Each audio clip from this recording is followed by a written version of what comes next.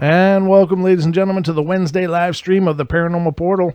I'm your host, Brent Thomas. Thanks for being here on the Paranormal Portal. We've made it again for another weekly visit into your lives to refresh your love of all things paranormal. And, of course, joining me is my good friend and co-host, Mr. Don Longbeard. Oh, hi. Yeah. Activate. We're only on the air. Just take your time. I'll get there. Hold on. There's no rush. We're almost there. You're almost there. We are there, ladies and gentlemen. And welcome to the stream. Welcome to our world. Welcome to the show. And thanks for being here. Of course, Don's here. Don's here, Mr. Razor, of course. There you are. Oh, there's that guy. Haven't seen him in a while. Mr. Razor, good There to he see you. is. Good to see you. Marshall. Is Yes. Marshall there? Yes, wow, Marshall's here. good start right away. Well, Yeah, way to right go, on. ladies and gentlemen. Absolutely. It's almost as if you're waiting for us. Yeah, I have no idea why, but it's nice to see you. Well, it's because they love us, of 'Cause they course. love us. Because we love them as well. And thanks, guys, for being here. I don't know how many are here currently or going to be here, but, we'll just get going on the show because, if we sat here and just drank coffee, you'd think it was pretty boring and probably wouldn't pay attention for too long. What do you think of that, Don? What? No, pay attention for too long. Yes, I understand. Yeah. A cup of coffee doesn't sound bad, though.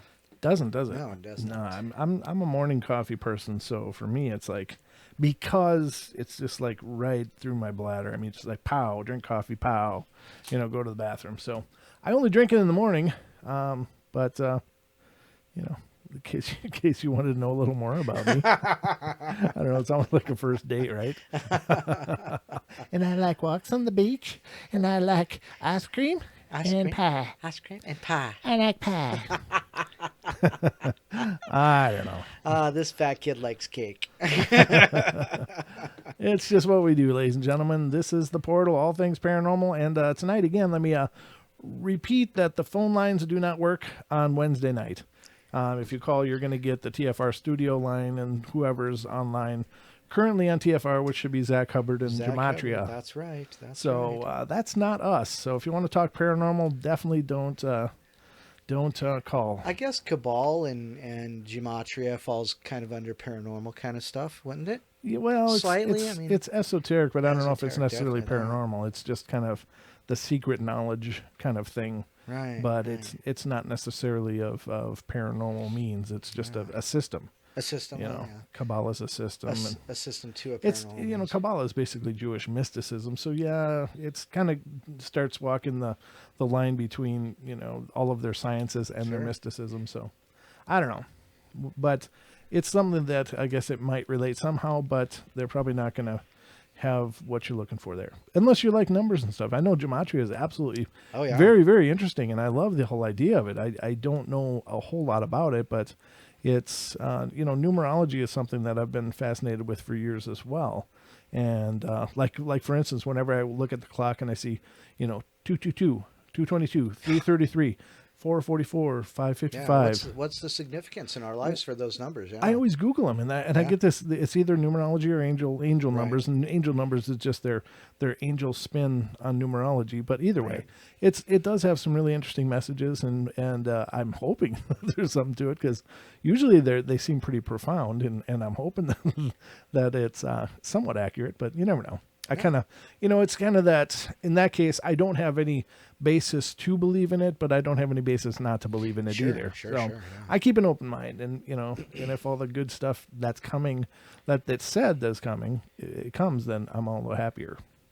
So it certainly doesn't do any harm to have an open mind for such things. But we hope you're having a good week, ladies and gentlemen. Things are going great here. A lot of things are in development. Don's working on those supplementary videos to be adding to our YouTube library, which we're basically going to title these the podcasts. So it'll be, there's a couple of libraries currently in our YouTube account. One of which is the evidence reviews, which we haven't done for a long time and probably won't ever do again. Thank God. But they were interesting. They were fun. But evolutionary. The problem, well, it was our first foray into the YouTube universe, and the problem got to be that I got really tired of dealing with copyright strikes and, somebody else claiming something. It's like, if you're going to put it out there on YouTube, and we certainly weren't claiming ownership of any of it. We were just reviewing it, but it's just like, I don't want those headaches. I don't want those hassles. It's another reason that I use all my own music for the show, because I don't want to deal with making sure that we don't get copyright strikes for, using songs. And I had to kill a couple streams that we had, our first streams, just because I didn't really know that much about it. And apparently YouTube's really good at catching those things. So they gave me a flag and said, you got copyrighted material here. And so I just killed those old ones. But you didn't miss much anyway. Not that we really knew what we were doing. Not that we know what we're doing now, but we're just having more fun doing it. So yeah, absolutely. But got a couple of cool things in development, and we will certainly let you know more as the stories develop. But again, just as a quick mention, this Friday on the Paranormal Portal, of course, we got Jimmy Jean joining us. Yay. And we'll be doing the Haunted Hollywood, and it should be a great show. It should be very interesting. I've done shows with Jimmy Jean before when I was covering for another host, and Jimmy Jean stepped in and helped me out, and really great conversations and really nice guy. So I'm looking forward to doing that show with him. Absolutely. On Friday night here on the Portal. But that, of course, our Friday, Saturday shows are 10 p.m. till midnight Pacific time. So if you happen to be available, we'd love to have you check it out. And a lot of you guys here and there are already listeners. But anyway, it's that'll be coming up on Friday's show.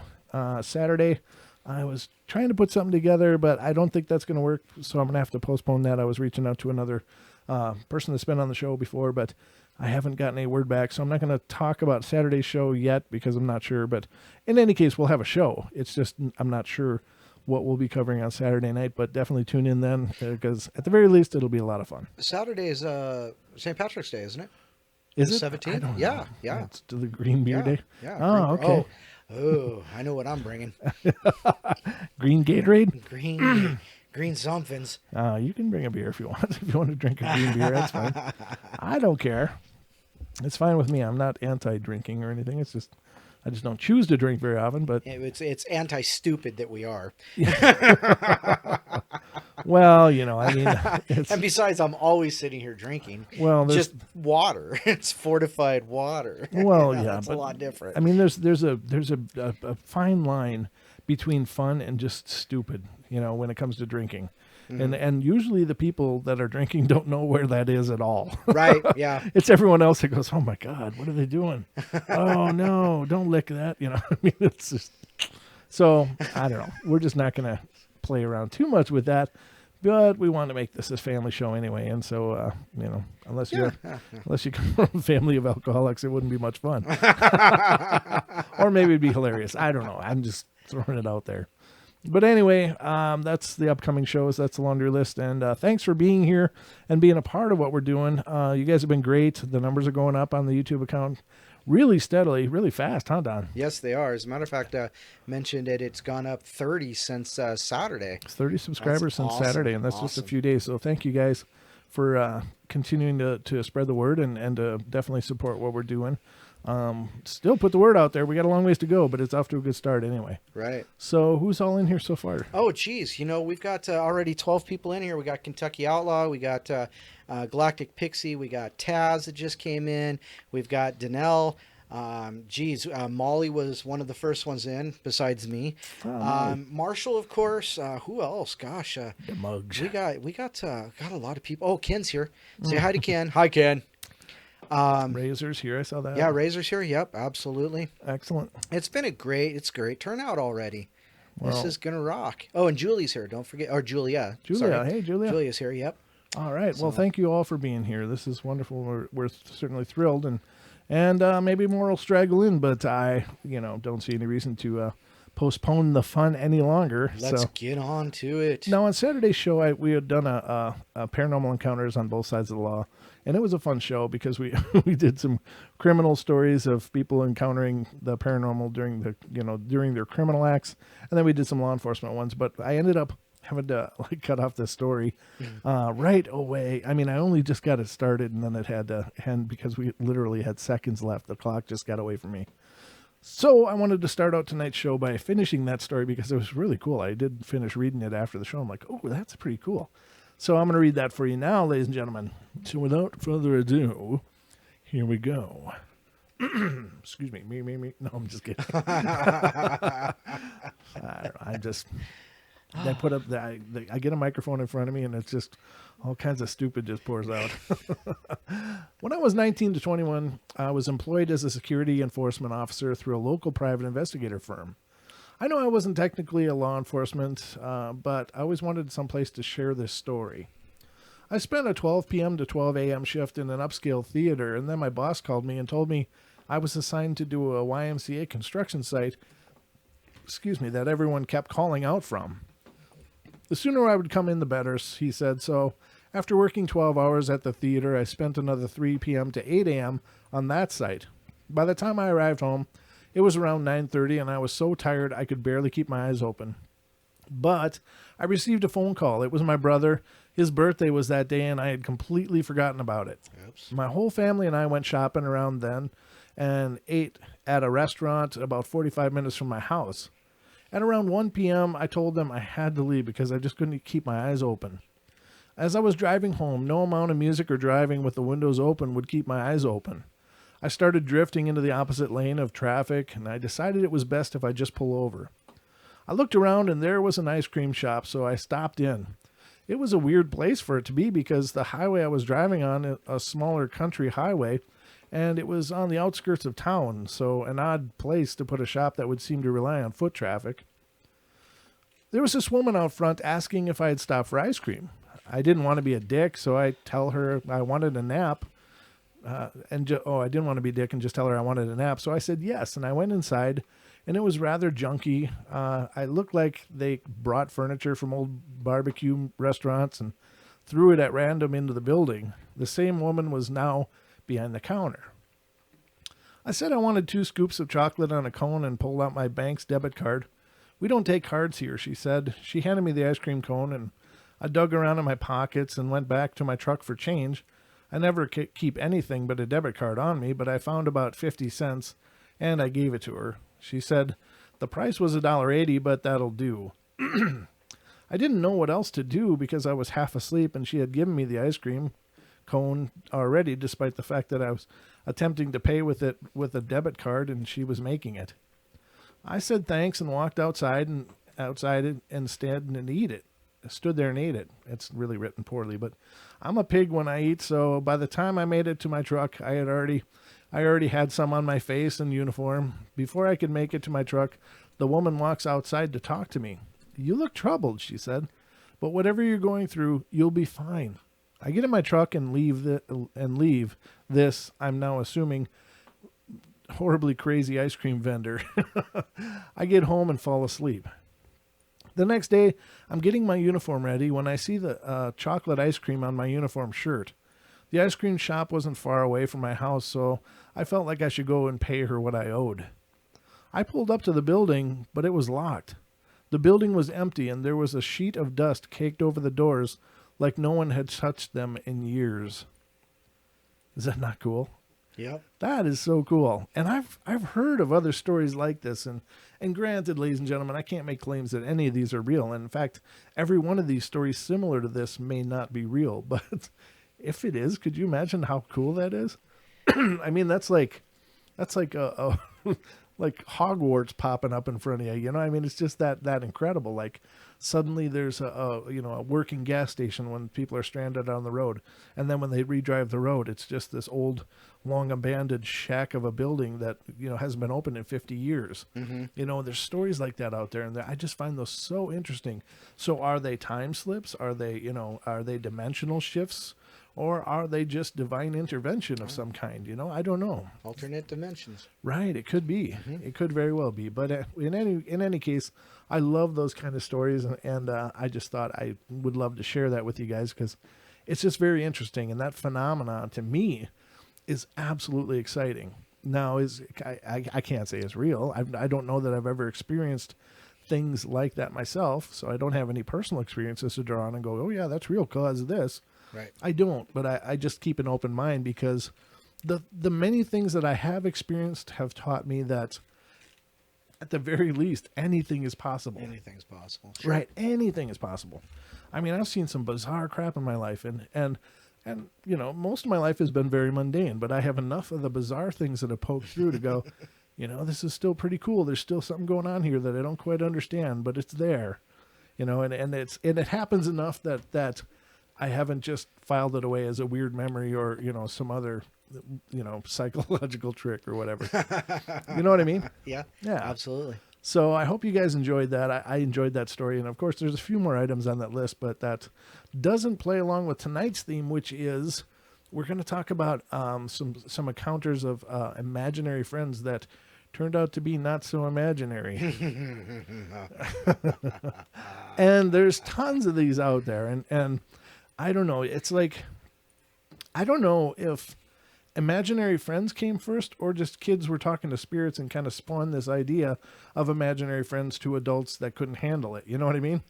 But because, of course, anybody familiar with the paranormal knows that children are just, boom, they're just tuned into the paranormal so much more than we are. Their eyes see so much more than our eyes see because they don't have, whether it's a psychological filter or whether it's a byproduct of just being alive for longer, we don't see the things they see.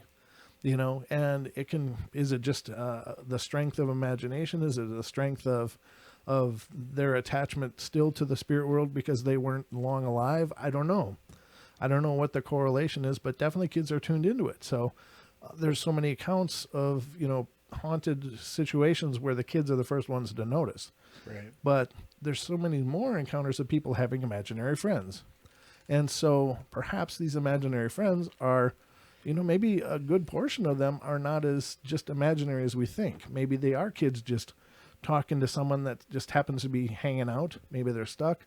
In many cases, they're old family members that have, you know, passed on from either a prior generation or, you know, another child that in the family that didn't make it, you know. Yeah. So whatever the case. You know, I think, you know, and I don't know how I think I remember you writing or reading a story a while ago about a mother who miscarried and then later had a child. Yes. And then had an imaginary friend who was named what the first child that didn't make it was named. So yeah, that's you know, that's definitely one of those kind of stories that fit in there. You know, so right. The kid was able to relate to the mother, the imaginary friend, which matches perfectly the description of her deceased child that didn't quite make it full term by color of hair and by name and by things that this imaginary friend told the child. And so how do you draw the distinction between whether your child has an imaginary friend or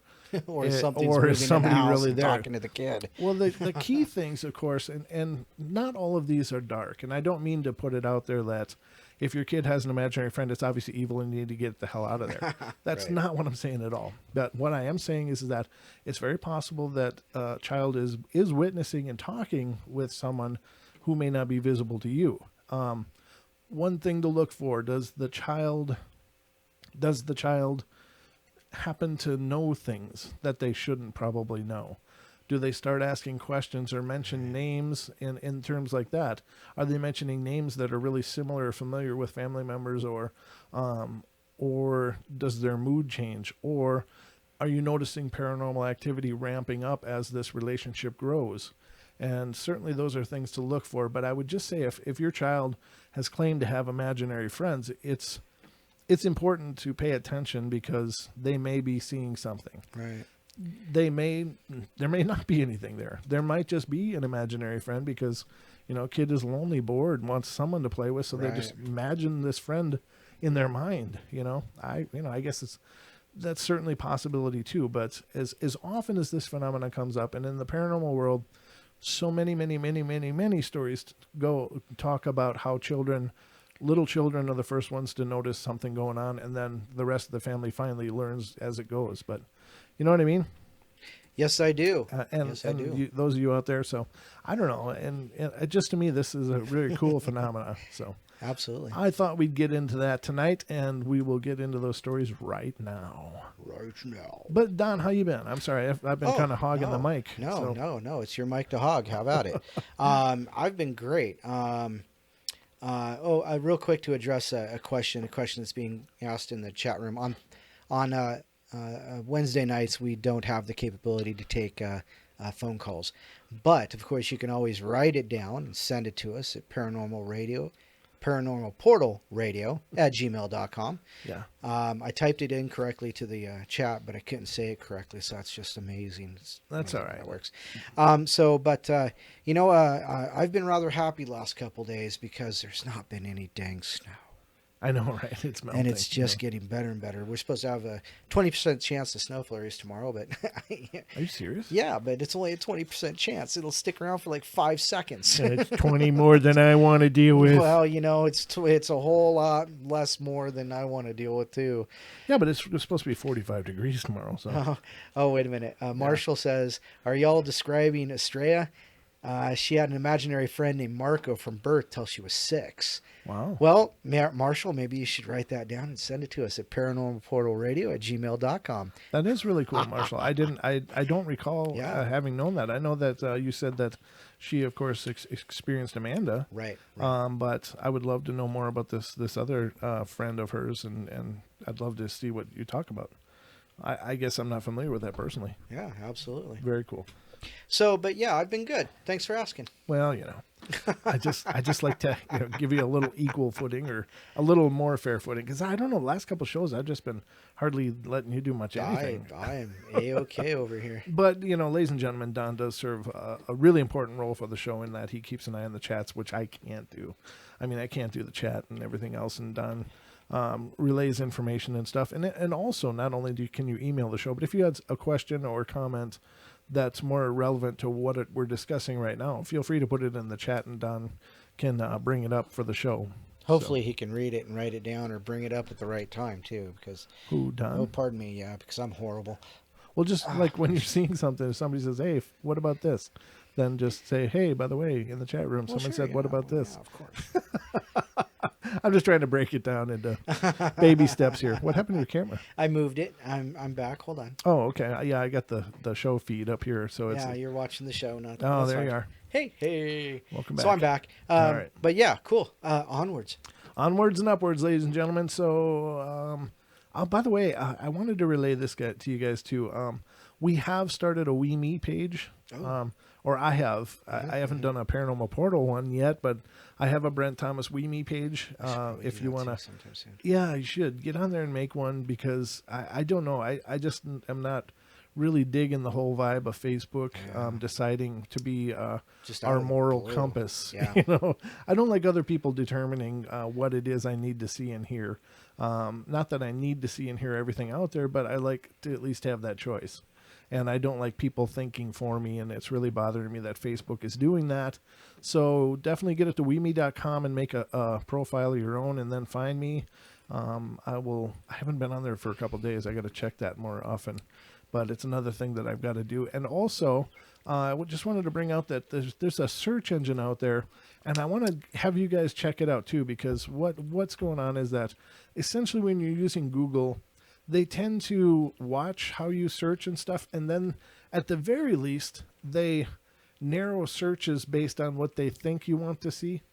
And so you're not really seeing all of the information that's out there whenever you search for something.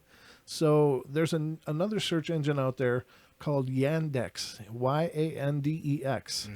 And go to yandex.com and just do a side-by-side search for something.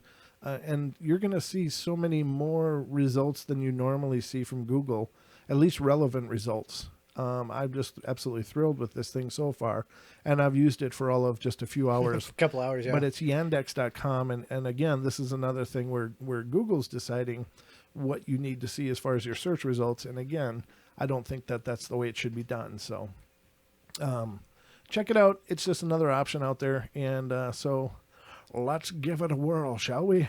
So we're going to start out some of these stories of imaginary friends. All right. So the first one, backstory time. When I was a kid, Mr. Rand used to come into my room 4 or 5 times a week. He'd talk to me and tell me about stuff and how he was killed in World War II. See, old mate Rand was a figment of my 4-year-old imagination.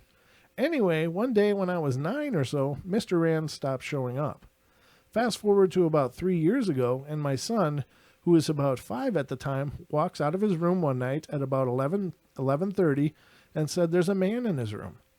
I flip out and run into his room and find nobody, to which he then says, Mr. Rand said you can't see him anymore, but he's okay. The kid's got his own imaginary mate called Mr. Rand, but they only chat once or twice a year. Mr. Rand died on the 5th of February, 1942. We both agree. Cats are the devil's, devil's advocate. Ammo cap is how my son and I said it. I don't know what that means. Cats are the devil's advocate. Mr. Rand said the same to me, too. Me and the young lad both like cats, and I'll see if the young bloke wants to talk about it in the morning, and I'll let you know more. They apparently never followed up on that, but very interesting. The next one is, like a lot of kids, I had an imaginary friend until I was about 9 or 10.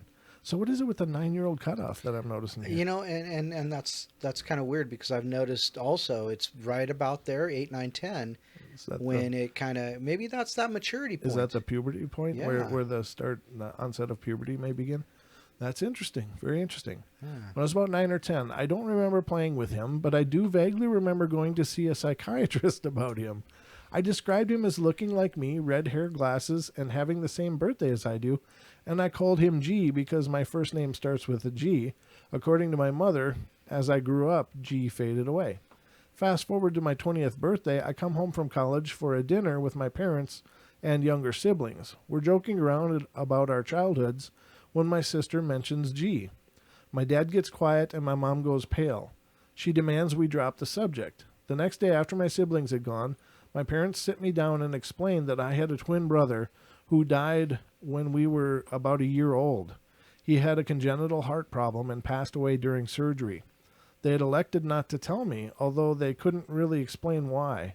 My mom kept the letters G, and I wrote to each other, mostly scribbles. Oh, so apparently he and his little brother tried to write letters, and the pictures I drew of he and I playing. She thinks I was with my brother. Huh. So that's really written poorly, but I think that he did remember his little brother when he was, young, and Right. wanted to write letters to him. Oh. And so she kept those. So I had an imaginary friend who may have been my deceased brother. Oh, okay, that's like a subheading or whatever. Right, it's the TLDR to it. What's TLDR, by the way? Too long to download or read. Oh, It's a summary okay, of gotcha. what it means. All right, I'm learning all the time here, ladies and gentlemen. It's funny because I think of myself as a pretty intelligent person. It's but got nothing to do with intelligence. The gaps in my knowledge sometimes are just stunning. It's like, really, why does everybody know what this means except me? I don't know. Very strange. The Locked Sister's Room. Ooh. I went to stay over at a friend's place last year when his parents were out of town. There were 6 of us there, and I was the only one who didn't drink or smoke weed. Strict toddler here. I'm sorry, toddler. Anyway, when I got there, new house, our friend informs us that the place is haunted and freaky stuff has been happening. His parents even hired a few Hindu priests to come over and exorcise the place with certain pujas and rituals to cleanse the place of unexplainable activity. Even though his dad is a dyed-in-the-wool atheist/rationalist with 2 PhDs, he still decided to cover all the bases when weird things started to happen. Yeah, I guess so. At first, the night was going well. We were having fun. The guys were slowly getting drunk and high while I stayed sober. I only took a turn for the weird when we heard a noise, and upon investigating realized that someone locked my friend's sister's room while we were all sitting together in the hall. The others were freaking out, but I borrowed a set of keys to unlock the door and investigate by myself. Looked at every nook and cranny in the place and didn't find anything suspicious. Called my friend in and he saw nothing was wrong either. We then decided to call the 4 other friends into the room. When we returned a few seconds later, I kid you not, every damn shelf, drawer, cupboard in the room, even the ones too high to be reached, unless you stand on a chair or are 7 feet tall, had been opened in the brief amount of time we stepped out of the room. By now, everyone was pretty terrified and high and having a bad trip. And they kept asking me for reassurance, figuring that I should have a reasonable explanation, being the sober one. I don't, and we all go to my friend's bedroom and decide to pass time watching anime until the sun comes up. As we were watching an episode of Bleach, one of my friends who was unfamiliar with the show asked, "What's the story about?" Before I casually said, "Oh, it's about gods of death who help souls cross over to the next world," and before I could finish my sentence, all of the taps in the bathroom switched on. The bathroom door was open in our line of sight, and water gushed forth violently for a few seconds before it switched itself off. Everyone freaked. We didn't sleep a wink, and we went home at first light. This is where the story ended, but then a week later, my friend's family returns to town. His older sister, who is mentally challenged and is very childlike, spends all day talking to herself in her room. He doesn't let it bother him till she walks up to him and says, "You had a party here with your friends when we were gone. You were drinking whiskey." Oh. Ooh. When my friend freaked, wondering who had told her that, I just replied, "My new friend. I was speaking to him in the room just now." Oh, so she told her, "My new friend. I was speaking to him in the room just now." Needless to say, none of us stayed over there again. Huh. That's pretty profound. and it Leave it to a child with challenges to figure it out. I know, right? Because they wouldn't have those same kind of filters. They just kind of just open. Yep. That could be both good, interesting and very, very bad. Depends on how many skeletons you have in your closet, right? Yeah, definitely that. Oh, well. Sorry, I had to wet my whistle. That was Don's whistle, ladies and gentlemen. It was a whistle. But it was working. The children in the furnace. I don't remember this, but my mom tells the story often. When I was somewhere around 2 to 3 years old, I used to play in my basement. My mom once asked me what I did down there. At 2 or 3 years old, she ought to know what the hell he's doing down there. Wow. I used to play in my basement. My mom asked me what I did down there, and I told her I would play with the kids that lived down there. She had me show her where they lived, and I pointed to a huge coal furnace that was disconnected with attached coal bin. Mm-hmm. She realized the door to the furnace was just latched in place, and kind of freaked out, thinking that I was playing inside. She had my dad weld the door on the furnace and the coal bin shut. Apparently, I came up the next day crying. Mom says that when she asked me what was wrong, I told her that my friends won't come out to play anymore. They're all gone. Huh. Woo. Wow. Creepy. Party of one. That's weird. Huh. Oh, wow. What? That's just scary. It is, right? Because what's the implication there? The dad or whoever it was, I think it was the dad that welded it shut. Yep. But it's like, once you did that, they all went away. What was the connection between the furnace and the kids? Or the imaginary friends? Exactly. Why were they attached to a furnace? Yeah. And, attached to the outside of the furnace, they'd still be around. But the inside of the furnace, that's more Freddy Krueger. That's all kinds of sick. Yep. Mm-hmm. That's all kinds of twisted. Crazy. So, kids in the furnace are not a positive thing generally. No. Although they seem to have a pretty positive experience with the kid, but God, I still can't imagine leaving a 2 or 3 year old kid. Yeah, that's just to insane. Play in the basement. Yeah. What are you doing down there? Really, just go check. What the hell? Well, how old? 2 and 3 year old? Between 2 and 3 years old. Yeah, Oh. That's just horrible. Sorry. Not the basement. I know, right? And if Not there's some my old basement. decommissioned coal furnace sitting down there, you imagine there's all kinds of other crap down there. You don't let your... That sounds like my house. I know. Because in my basement, there is a wood burning furnace in my basement. Uh-huh. Do you use it? No. Oh, okay. No. So you have electric heat? We have, it's a air pump. It's a heat pump now, but yeah. Oh, gotcha, I would love to use that because I love wood heat. However, the chimney would be astronomical to fix because I guess, so this house is almost as old as I am. It's built in like 72. Mm-hmm. And I guess the guy that lived there, he just never cleaned it, never cleaned it, never cleaned it. And the inside there's a liner, Yep. a terracotta ceramic type liner. Well, that liner is just shot. Oh. The next door neighbor said just before the guy died, he used to see 20-foot flames flying out of the top of the chimney. And it's like, this thing is not safe to use. Yeah. So we had somebody come in and put a sleeve in it, which is just a liner on the inside of the inside liner. Mm-hmm. But there was another reason. Oh, because it smoked so bad, it smoked the house up. So yeah, just nothing we could do for it. But I would love to be able to run that. But then I could just smoke everything down in the basement. Who needs a smoker outside, ladies and gentlemen? Just do it in the basement. Fire up the furnace.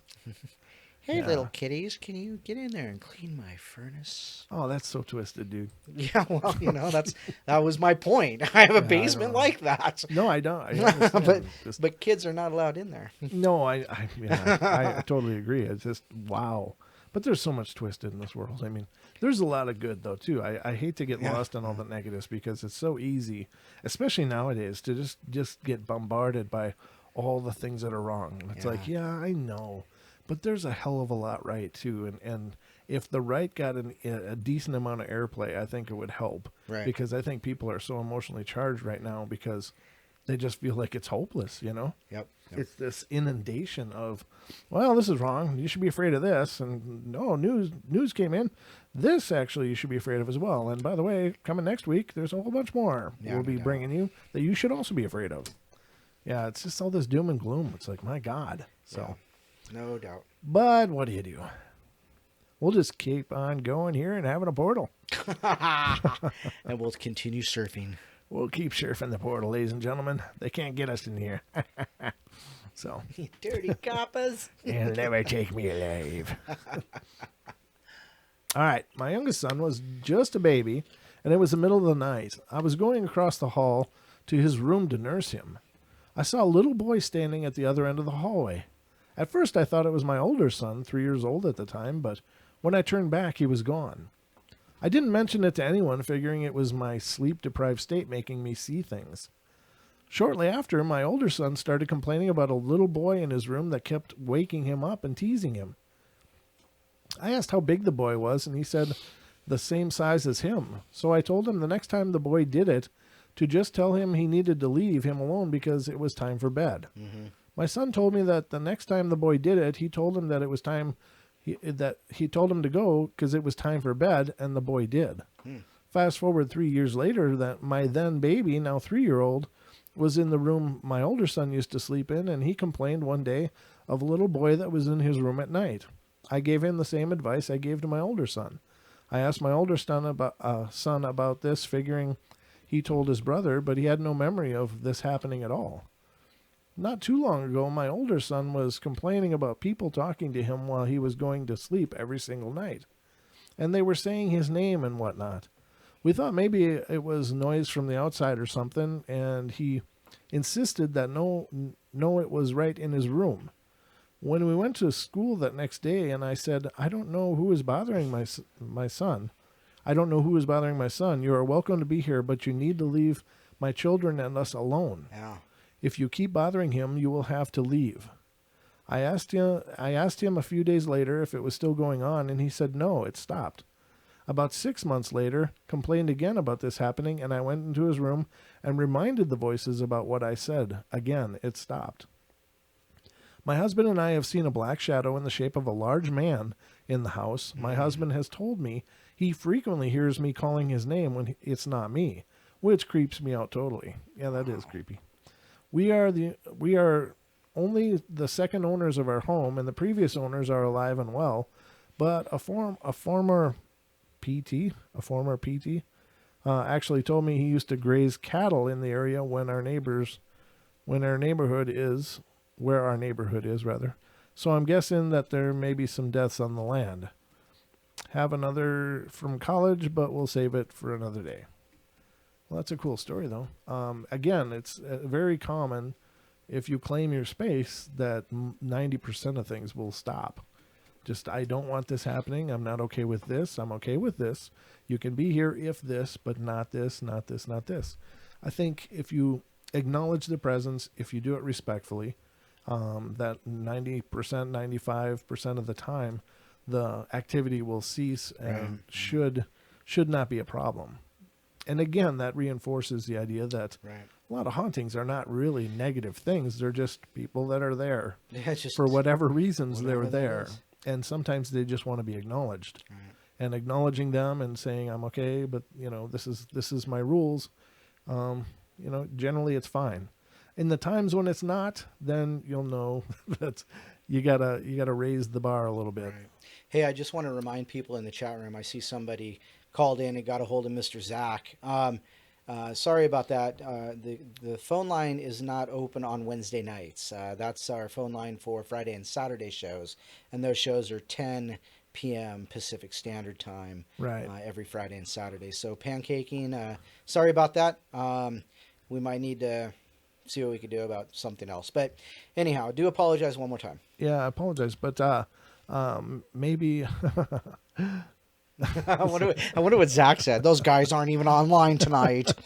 Gosh. My God, they're taking over. They're not even on and they're getting called. Makes us look really popular.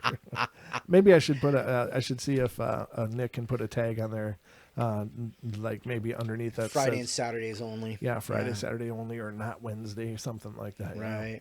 Yeah, I'll see about that, ladies and gentlemen. I'm sorry for any confusion. That's got nothing to do with it. I had an imaginary friend, so. Let's see. 1 is 1, 2 is 2, A, B, and C. Yeah. I give this 2377. I'm sorry. I make fun of it. I know nothing about it. I do apologize, but. Well, I know a little bit about it, but I mean, I'm just having fun. Yeah, no, I mean, Zach would be like, what do you think this is, Dr. Phil? I don't care about your imaginary friend. But we do on the portal, ladies and gentlemen, because we see the significance of such things. But yeah, I'm sorry, the phone lines won't work tonight, but they do Friday, Saturday. Right. I'll see about getting a tag made for this graphic. Pixie says he probably analyzed Pancake's phone number. Could be. I don't know. I'm not real familiar with what gematria is, but I know it uses numbers, and they can apparently divine a lot of insight from just numbers. But yeah, very strange. But I do apologize. I did announce that at the beginning of the show, but if you came in after the beginning, then you would have missed that. But so did Pancake actually get through? Yeah, apparently. Well, let me see here now. I gotta know what happened. So let's see. Pancake says, "Oh, it's back here. Dang it." Okay, here it is. It says, "LOL." Let's see. Hear Mr. Gematria when I call in. That's I only hear Mr. Gematria when I call in. So maybe not. I don't know. Okay. But yeah, once again, we want to apologize for that part. Yeah, sorry about that, guys. But anyway, yeah, don't call in right now. But if you got something you want to add to the show, please let us know. Yeah. Is Ian saying something that could be added here? This is why many people are not advised. Oh, some things are not dangerous. We don't always share nice stories. Yeah, if you can see if there's more to that message, that'd be interesting, and we could certainly plug that into the narrative. But yeah, it's just going to be whatever you can relay to us right now, ladies and gentlemen, through the chat. So that's the only way to get a hold of us. So anyway, I'm going to continue. Yes, absolutely. All right, the old lady's next. When I was still very young, my mother took me to visit my aunt down in Texas. She had just bought a new house and wanted my mother to see it. From what my mother and aunt say, they heard me talking in the master bedroom. After a couple of minutes, they decided to go in and check on me.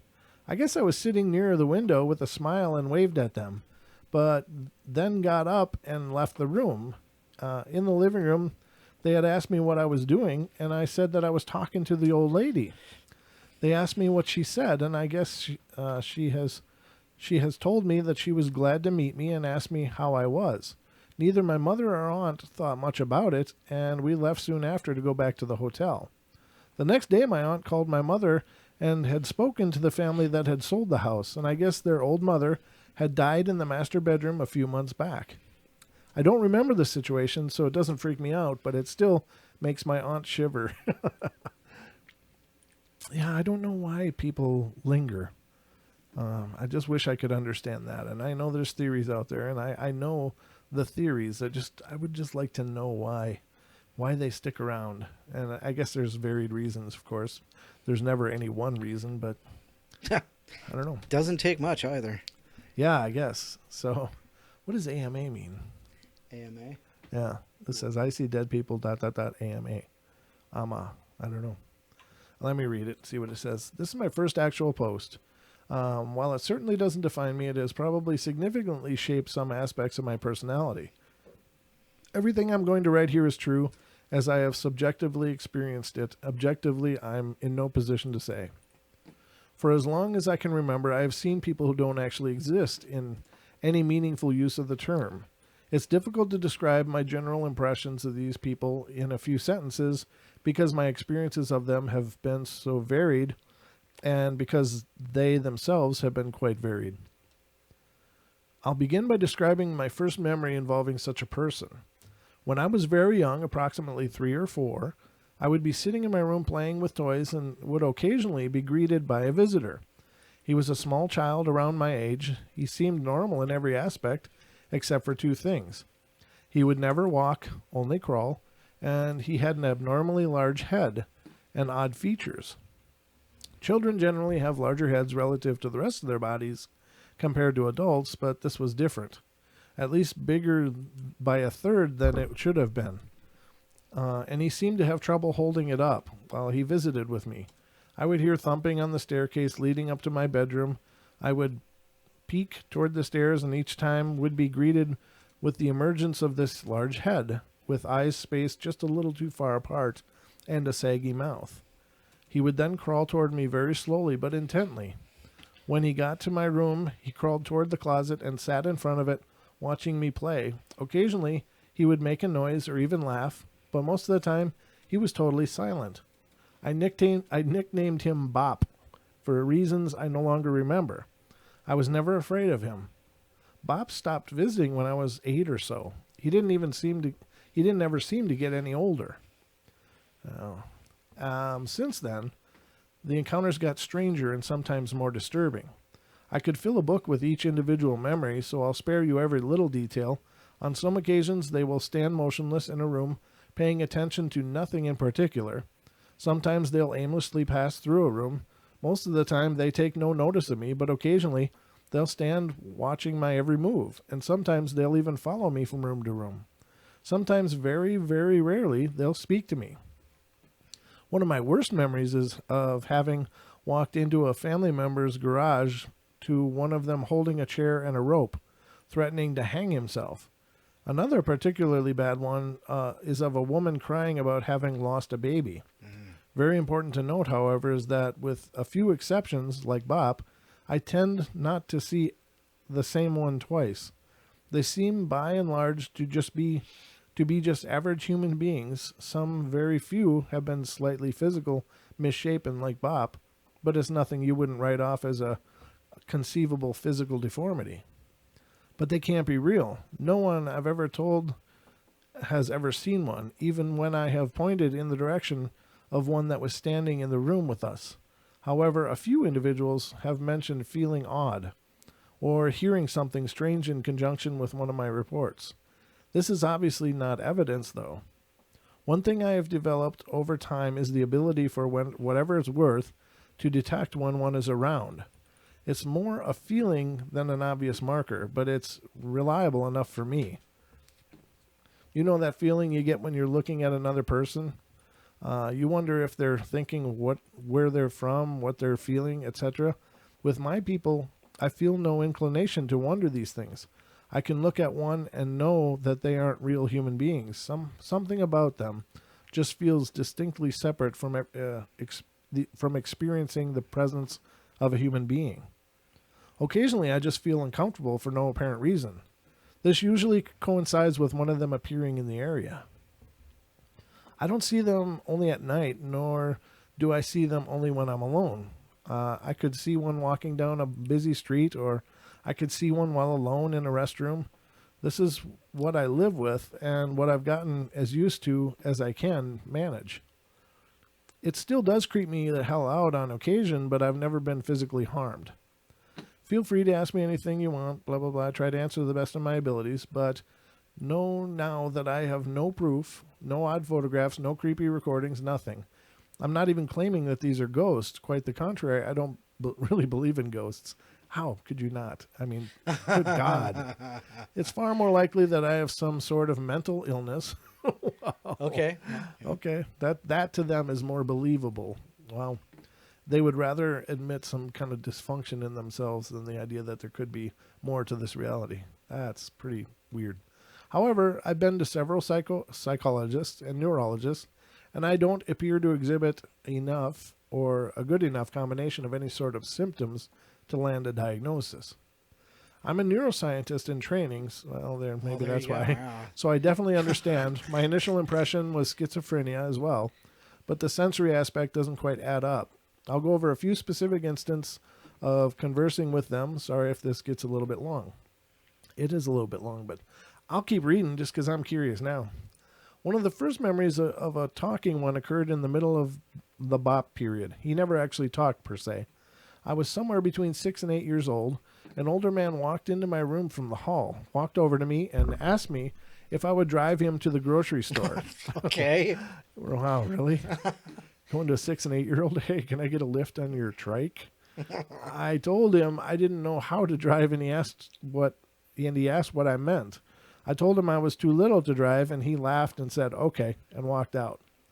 I was pretty open with my folks and told them about it, and they thought it was funny, assuming I was daydreaming. I guess, admittedly, I did have a pretty active imagination. I was still pretty creeped out, so I asked if a guy had come into the house, and they said no, and told me it must have been a dream. For some reason, I never told them about BOP. Another memorable one, years later, mid-teens, I was in my high school's theater department running the light board for a play rehearsal. I was relatively isolated there, but not by much, and there were people approximately 30 feet away from the light booth. A girl ran up the stairs towards me and slowed down as she got nearby. By this age, I could tell she wasn't real, so I got nervous, and she came up and stood in the doorway. The door was never closed except during an actual show, and she asked me where Dave was. I told her I didn't know of a Dave that would be there at the time. She told me that her sister was in love with Dave.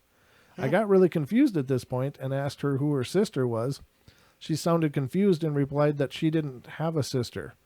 I was getting really unsettled and turned my head away and tried to concentrate elsewhere. A few seconds later, I heard her whisper a few times, and I turned my head back around and she was gone. On a few occasions, I used to be the one to initiate the dialogue.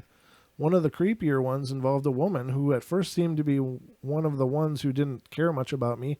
However, I had left and re-entered the room several times, and she was just standing there near a wall, motionless. This often can be more unnerving than the ones that move. It got to be very late, and I was feeling very tired. Out of frustration, I yelled at her and asked her to go away, peppered with profanity, of course, so I could sleep. She then looked right at me, and she said, oh, wow, a lot of profanity. She basically tore him a new one. I can't read any of that, but it was a lot of Effenheimers. I was in my second year of college at the time, and I left my dorm room, walked until the sun came up. I can still remember that voice. I'm 22 now, and this was 3 years ago. The deal with schizophrenia is that it very seldom involves visual hallucinations. Contrary to what movies such as A Beautiful Mind suggest, schizophrenic hallucinations are by and large auditory. Additionally, the auditory hallucinations tend to be very repetitive, phrases, speakers, tonal sequences, etc. As my hallucinations involve ample visual information and varied types of stimuli, it doesn't quite fit the bill. LSD. Yeah, it could be. Got him to DMT. All right. fMRI is my thing. I've actually thought a lot about that. I wish, not really, that I could cue them somehow so that I could make one be present during a scan. EFG would be much more helpful, I guess. I don't know what he's going on about here. It's just it's just a lot of wow. Yeah. yeah. Okay. I'm going to go ahead here. I probably downplayed just how afraid I get sometimes, but I've come to ignore them more often than not. It's more the vocal ones or the ones that seem interested in me that are hard to deal with. But fortunately, those are far less frequent. There have been only 3 repeats: Bop, some middle-aged man in the neighborhood where I grew up, and a blonde woman. Bop always came to the stairs in my room. I never saw him anywhere else. The middle-aged man just walked around the neighborhood aimlessly. I deduced he wasn't real by a combination of others being unaware of him and the feeling that I started getting. And the woman has popped up all sorts of places, although she's never too unpleasant. She never seems to care much about me. There have been hundreds and hundreds of others, though, that, to my knowledge, I have never seen another time. Regardless of the repeats and otherwise, I looked out of curiosity and have never found any correlation between what I saw and any sort of past happening. Wow, this is okay. It's a life story It's a whole synopsis. of his. Yeah, and I just don't have time to read all that. Wow. Yeah. I mean, I'd love to read the whole thing and get what he's running down, but more of it seems denial than anything. Hey, I kind of pieced a story together that Ian was talking about in the chat room. Oh, okay, And it cool. says, I think it starts here. It says, this is why many people are not advised, that some things are not dangerous. We always share nice stories. And then you ask the question, you'd like to know more about what he meant. And I think it goes like this. Well, it's simply this. Nice stories don't get much attention. Imaginary friends are not as certain, ZB, we'll just go that way, ZB, doesn't get attention like the very famous ghost hunters, shall we say. Why is that doing that? Oh, okay. Well, there Was that it? No, Oh, no. okay. Hold on. Oh, there we go. Okay, so nice stories don't get much attention. Imaginary friends that are not as more famous paranormal investigators always try to make out as the devil are good examples of those who have passed on, or those who have never lived but are benevolent and friendly to children. Some spirits that were never alive love people and children so much that they watch after them to protect them. Children, up until they enter puberty, are more accepting and willing to play with anyone. They don't question except to ask, do you want to be friends? Good spirits make themselves look like people if asked or shown how, but not all good things look nice, especially elementals. So basically he's saying that we don't hear about the good imaginary friends because it's not newsworthy. It's not worth putting out there. It's not sensational. Exactly. And I And mean, you can't make money on it. And that's true, and that's a really good point, Ian. Thanks for making that, because that's the one problem with the paranormal field is that it's all about. It's the same thing as what's wrong with the news. Yeah. We just got into that. It's just Picking and choosing, picking and choosing, sensationalizing, making everything spooky Yep. and scary when most hauntings and most presences are absolutely benign and even benevolent. Right. And but those, like you said, they don't get the press time because they're not sensational. Yeah. Very good point. You Very know, good. and I really do like how he says that some of them have never lived. They're just spirits that attach themselves in benevolent ways. Right. In this case, as we're talking about this particular subject, and so they just manifest as people because that's what they see. Right. And so that's kind of a cool synopsis there. Yeah.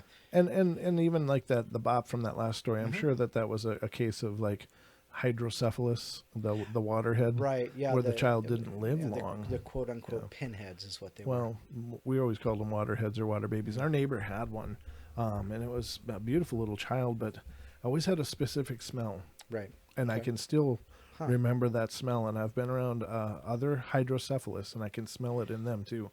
I don't know what it is, but something's wrong with my olfactory or whatever, but I swear to God, on a stack of Bibles or whatever, that I can smell that. And it's strange, very strange. Yeah. I don't know why I just admitted that on the air, but there you go, ladies and gentlemen. Another piece of me. Hydrocephaly. Oh, Yeah, the waterhead babies. Yeah, Where it's like yeah. hydrocephalus. I know somebody who has it. Yes, I was thinking of the other one. I'll figure it out. But You're thinking of microcephaly. microcephaly. Yeah, that's correct. That's the correct. little. Yeah.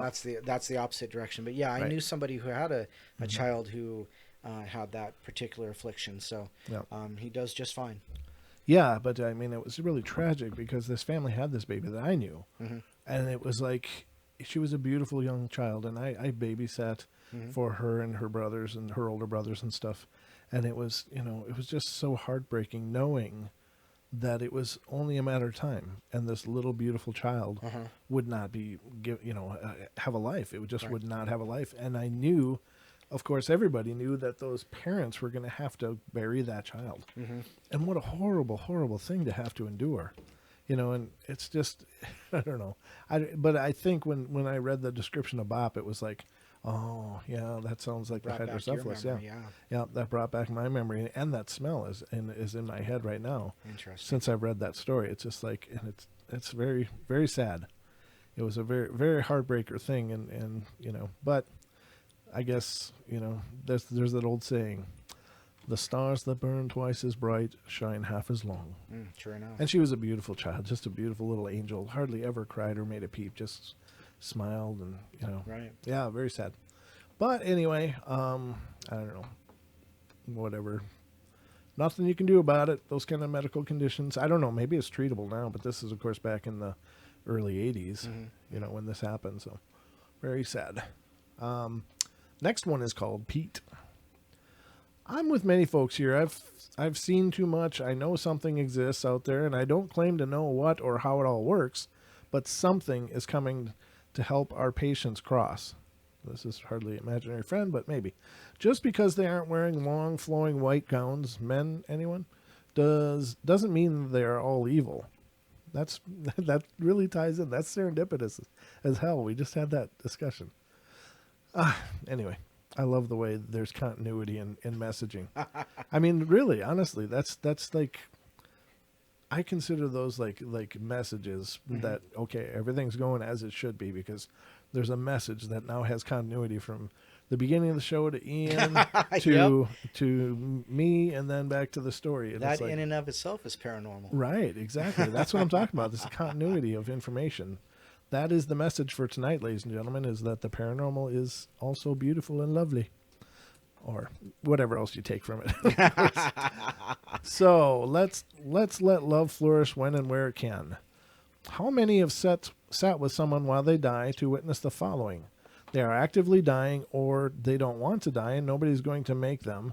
They fight death tooth and nail. They refuse to go and nobody can make them leave. They'll even tell you that.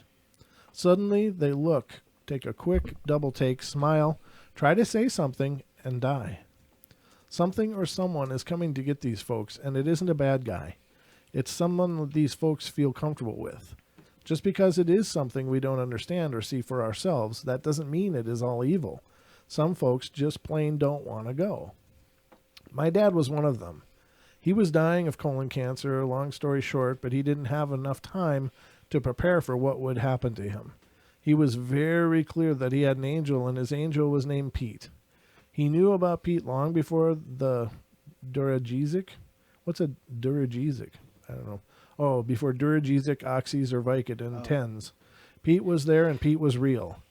My dad didn't pray to his God. He prayed to Pete and asked Pete to talk to God on his behalf.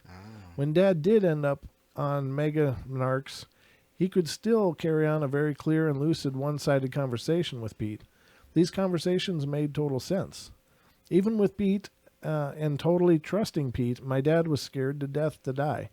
He was a hardcore, long-term Catholic and was very afraid he hadn't been a good enough Catholic, and he was afraid of spending eternity in hell. When he died, he bled out and vomited pure blood, and a ton of it. Oh, poor guy. He strained to turn and look at me. He had an absolute look of horror on his face, closed his eyes, and died. That look has haunted me to this day, and I'm not afraid he really is in hell. My heart just goes out to him that he thought it could happen. He wasn't afraid of Pete. He was afraid of what his religion taught him. He was very afraid, and not of what came to help him cross. He was afraid of his religious teachings. About 4 hours before my dad died, I saw what looked like a half dozen folks coming to him. They formed a half circle and just stood there watching him. I couldn't see their faces, just their body outlines. I told my sister about this, and they were sure his time was up. I disagreed. I was in mega denial at the time and dismissed it as nothing. He wasn't even supposed to die for a few months. Long after he died, I finally came to realize I wasn't dreaming.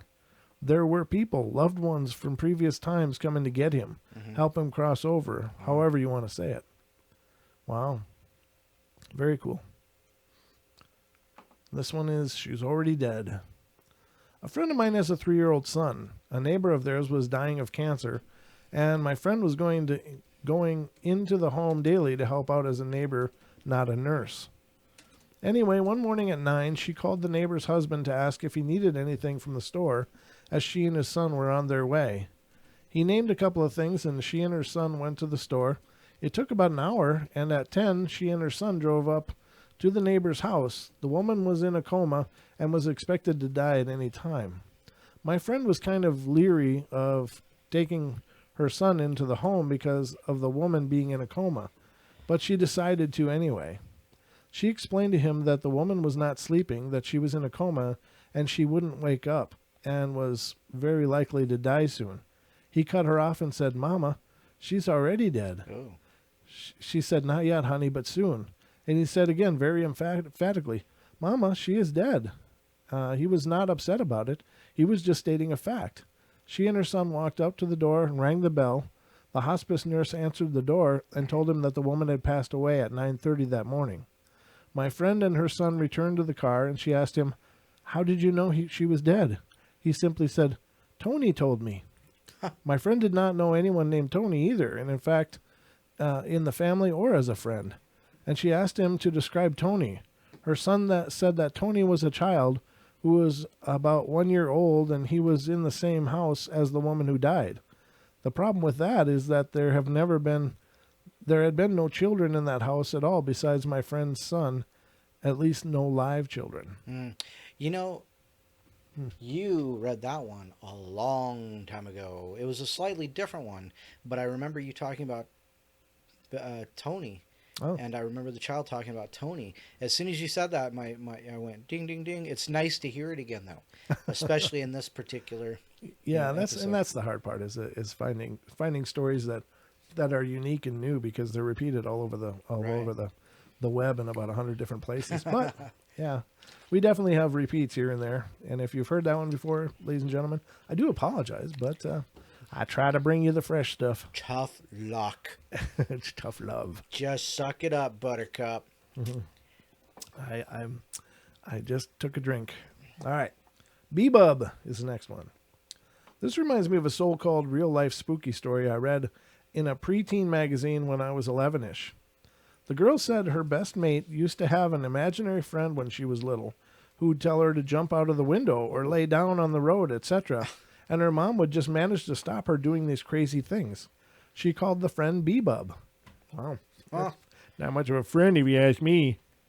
I don't think they're good friends.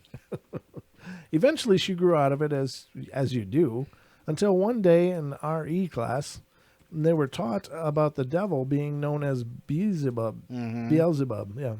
And this girl screamed, ran out of the class, and was found crying somewhere, saying that was her imaginary friend had been called. She just hadn't been able to pronounce his name. Could be a load of rubbish, but the thought of it still sends shivers up my spine. You know, and that's actually not surprising. You know, I've heard similar stories. Angel or not angels, but demons and things like that. You know, telling people their names, but they simply can't understand it or misinterpret or whatever that is. So that's not that's not a surprising story to me to hear. No, it's not. I don't believe in most cases that these things name themselves accurately. Yeah, because I don't believe the devil. They identify themselves. Well, I don't think they name themselves for obvious reasons. Because in the exorcism rite, of course, they lose power when they do, and that helps the exorcist cast them out. But secondly, because I can't believe that if there is this leader of some place called hell, which I don't believe there is. I think there's plenty of evil around, Right. evil entities. I just don't believe in a place called hell. But I don't think that the leader of this place called hell is going to bother, with taking all their time to try to convince one child to, Right. to off themselves. Right. No, if the lore of hell is true, then it would be some kind of minion of some kind that would be doing this, and I'm sure they want to sound ultra scary, so they would name themselves as, of course, the big baddie. But I don't know. It's just my gut feeling on that, for whatever it's worth. No, I agree. Yeah, that's like it's like I don't know. It's like Jesus coming to change your tire, Well, he takes the wheel occasionally. Why not? Yeah, why not? But you know what I mean? He's like, I probably would send someone else to handle that. Yeah, a lesser angel, a cherub. Here, let's just Car's getting dirty, Jesus. Let's go. Come on, God darn it. Scrub the rims, will you? Make sure they shine. Yeah. Use that Armor All stuff on the tire itself. Yeah, right. So, yeah, I don't know. Dang. But anyway, what do you wrong do? kind of wheel. Yeah. One night I was babysitting a 2-year-old who was adopted from Russia. We were playing on her living room floor when she abruptly looked away from me, up and to her right, and she stared into space for a few seconds and then smiled and said, "Hi." Oh. Thinking she was just being a kid, I said hi back to her, but then she just looked at me like, what the hell? Clearly not talking to me. And then looked back to her right and up, and she stared for another few seconds, and then looked back at me again, pointed to where she had been staring, and said, "Blood." Oh. Ooh. And that's the whole story. Oh, my. Wow. Get right to the point. Oh, this is creepy. When I was little, I had an imaginary friend that, like that, I don't remember this. This is what my parents tell me. I would stare up and talk to someone who wasn't there. My parents thought it was real cute and all until one day I came up to my mom and told her, "I'm a man and I'm going to kill you." She said, "What?" And I repeated it. She asked me who told me that. I said my imaginary friend did. She told me to tell my imaginary friend to go away and never come back. Apparently I did. Good. Well, that's it. Visiting pass is revoked. Cowboy boots. All of these occurrences take place in the same house. The house was built in 1905, and there's a small cemetery in the woods on the opposite side of the farm and about a half-mile away. So there's quite a few of them. Jeez. They were busy. Ladies and gentlemen, this person can type. Anything going on in the chat? Any comments or any? No. Okay. Julia obviously needs a car wash, but I say there's too much mud on the road. Yes. Dawn's here. Hi, Dawn. Just want to give a shout out to our friend Dawn. Oh, good. She's off to cook us a roast, and I'll bring the horseradish. And no, I don't. Horseradish. Eesh, Yes, that's yes, a great way to horseradish. kill a No, roast. gosh, no. What's wrong with you? No, gosh, no. Ugh. No. And then, Horseradish is evil. no, it's not. It's horribly evil. Oh, it's not. It's not. No, it's not. Anyway, No. so everything else okay? Yeah, I just want to, Ken, I don't know if horses like horseradish. I think it's just one of those things, you know. Just a figure of speech, maybe. I bet you chickens do, actually. I know I don't. Well, I do. Stuff is a great way to wreck a lot of good meat, in my opinion. It's horrible. But while my parents were living in the house, my cousin and I stayed in my brother's room one night while visiting. I was sleeping on the floor and my cousin in the bed, the rat bastard. That's what it says. And at some point during the night, I felt a hand run down my face and across my lips. Oh. Of course, I thought this was my cousin trying to play a trick. Kind of a creepy trick. So I just rolled over and think nothing more of it. Then I feel the same thing again a little bit later. Mm-hmm. This time I open my eyes, not seeing anything, so I wipe face. It says wipe face. And roll over and go back to sleep, albeit a little uneasy this time. Once again, after a little bit, I feel the same thing, but at this point, I'm getting a little irritated because I think it's my cousin screwing with me. This time, I just did what I could to spit in his face, jump up and was about to beat his butt, except for the fact that I realized he was snoring his tail off. Being skeptical of the snoring, I stayed awake for a little bit watching him to see if he was faking it. Turns out he wasn't. When we moved in, I converted my brother's room into my son's room. Apparently this was a mistake because in the 2 years we lived there, he stayed in that room 3 nights, the first 3 nights, and that was it. My wife and I were awoken at about 2 a.m. from blood-curdling screams from my son. Oh, that's horrible. And I were woken up at 2 a.m. from blood-curdling screams from my son. I run up the stairs to see what's going on, but there's nothing wrong, and I marked it off as a nightmare. Being a bad father at the time, I kind of yell at him because it's 2 a.m. and I have to be up in 2 hours. I tried to go back to bed, but he kept screaming and slamming his door. Being pissed, I got up again and tied his door shut. Oh, horrible. Oh, what the heck? What a douche. This was the last time any door was ever locked or tied shut because of the way the house felt afterwards. No So kidding. after tying the door shut, I go back to sleep again, not happening because of the screaming. This time me and my wife go up there, and since I'm fully awake, I noticed that his eyes were permanently fixed on the closet behind us. Remembering my experience and others that my brother told me, I kind of realized what was going on and moved my son to our room from that point on. What would you get? What a douchebag move, though. Your kid's even if it is a nightmare, are you going to scream at your kid? That'll help.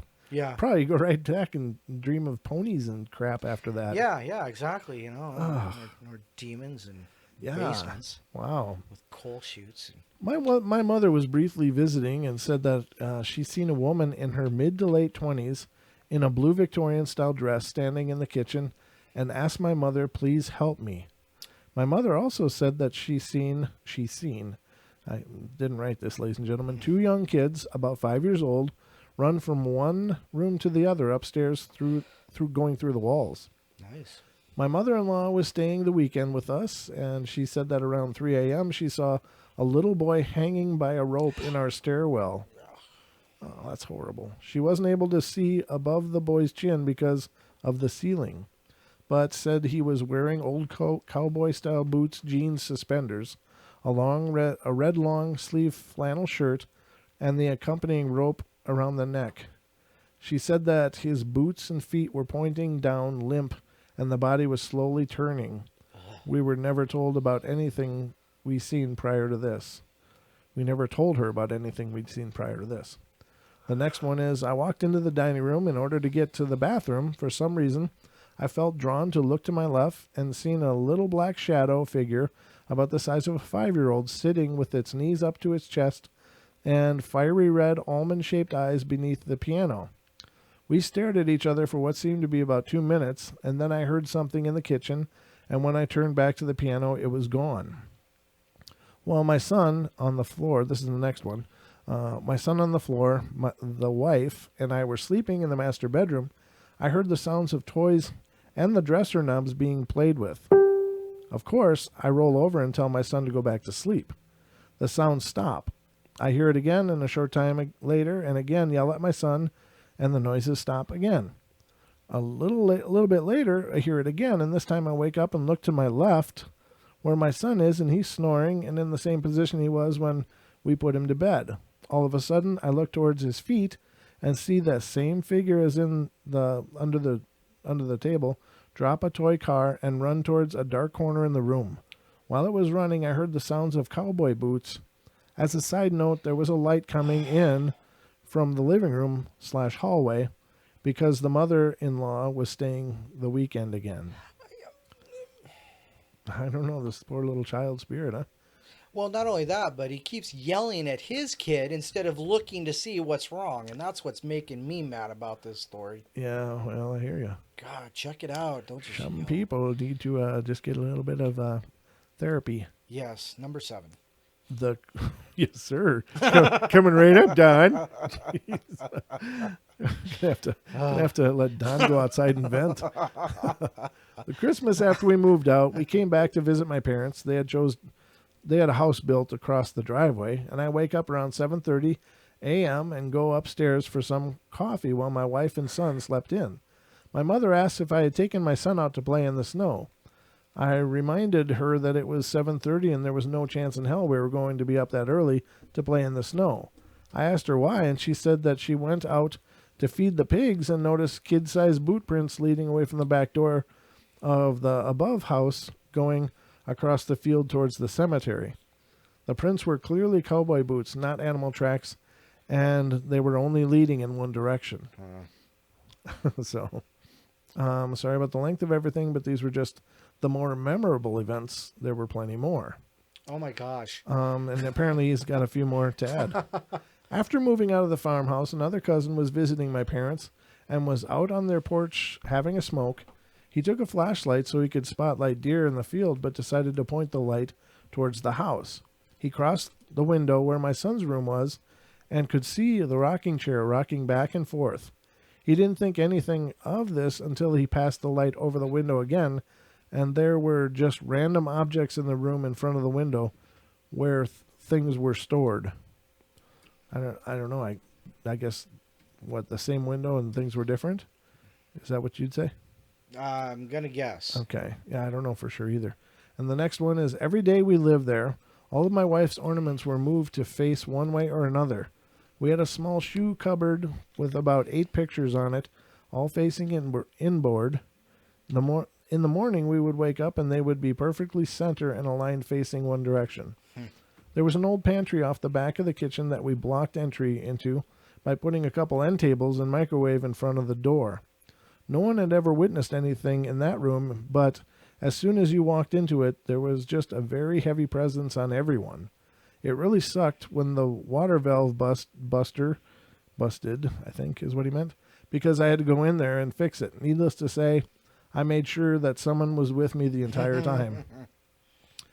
At a different house, when I was about 9 years old, I woke up to footsteps in the hallway. My door was open around 2 a.m. I looked over towards the door and seen an older woman passing by in a long, light blue nightgown. Years later, I found out while talking to my grandmother and looking at old family pictures that it was my dad's great-grandmother checking in on him. Oh, wow. That's nice. Geez, this person wrote and wrote.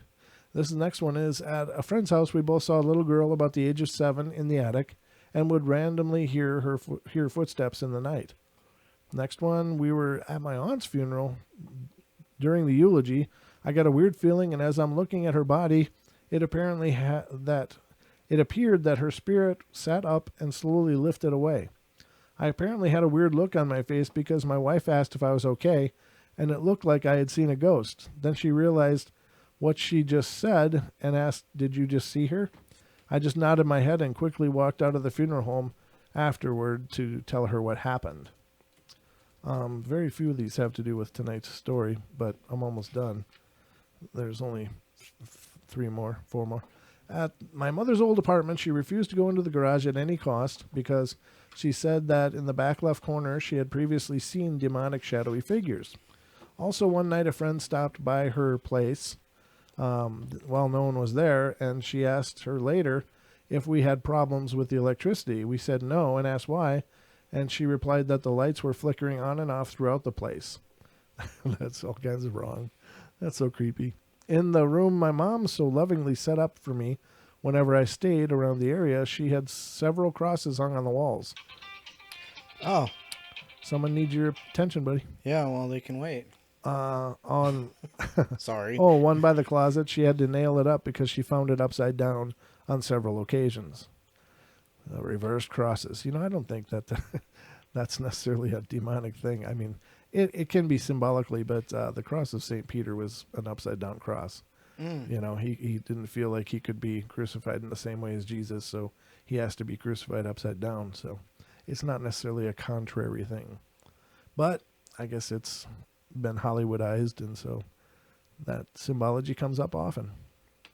During my honeymoon to the Poconos in Pennsylvania, we stayed at the house my grandmother owned. This was a mistake because having stayed there with family before, the night we got there, we stayed in the master bedroom, and I was so tired I didn't hear anything, but my wife swore up and down that she heard footsteps from upstairs. The attic was converted into a room that you accessed by going up the stairs in a closet. The next night, being more alert because of my wife, I heard the sounds too. Also, the toilet would periodically flush by itself.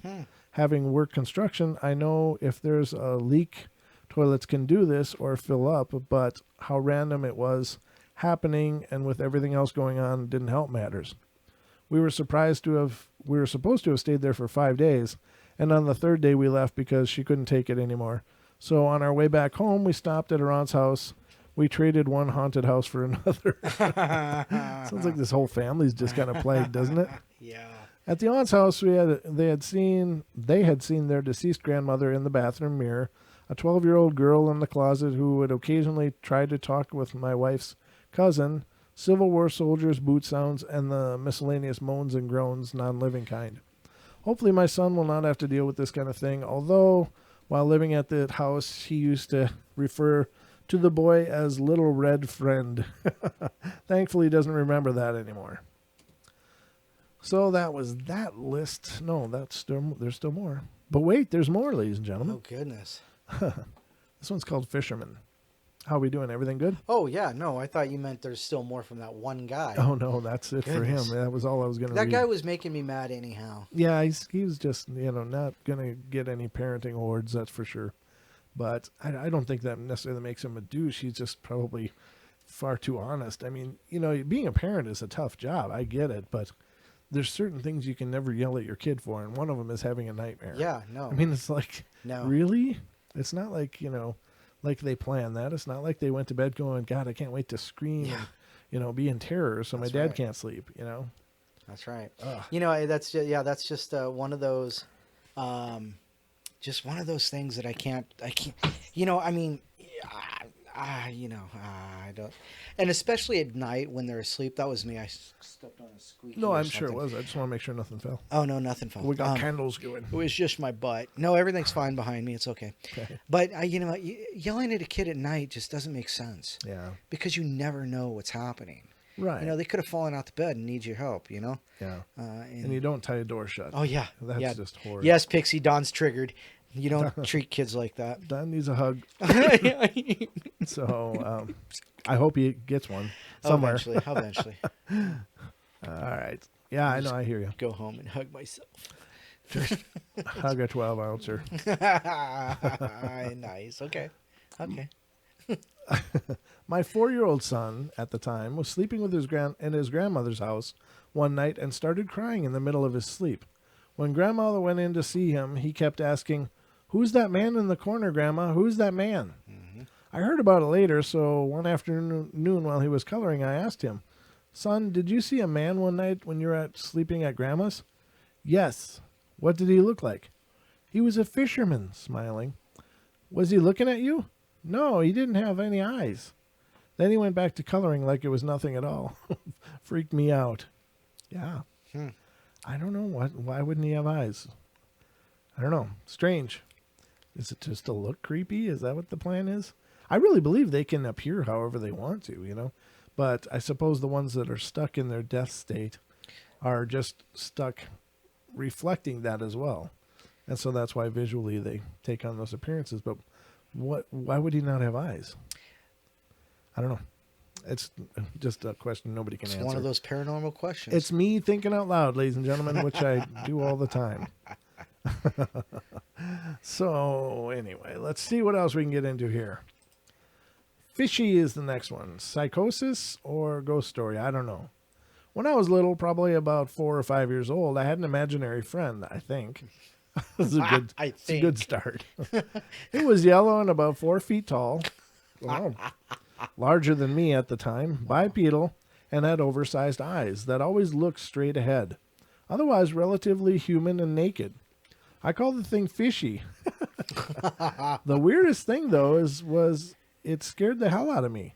I didn't want anything to do with it, and I couldn't imagine as a child that it was coming from inside my head. It walked, more like skated along on the walls in the rooms of our house, and apparently could not leave those surfaces. I knew that if I played outside, it could only follow me to the limits of the garage. It always followed me too, even though I often told it not to. I had difficulty concentrating on drawing things or reading because Fishy was always standing somewhere on the wall looking over my shoulder. It did not ever sit down. It didn't have facial expressions, and it never made any noise. The only times I ever interacted with Fishy were when I was sick in the middle of the night or when I woke up panicked from nightmares. Those times, If I looked at it intently, Fishy would methodically start drifting along the wall towards my parents' bedroom, around the corner of the door, and down the hall.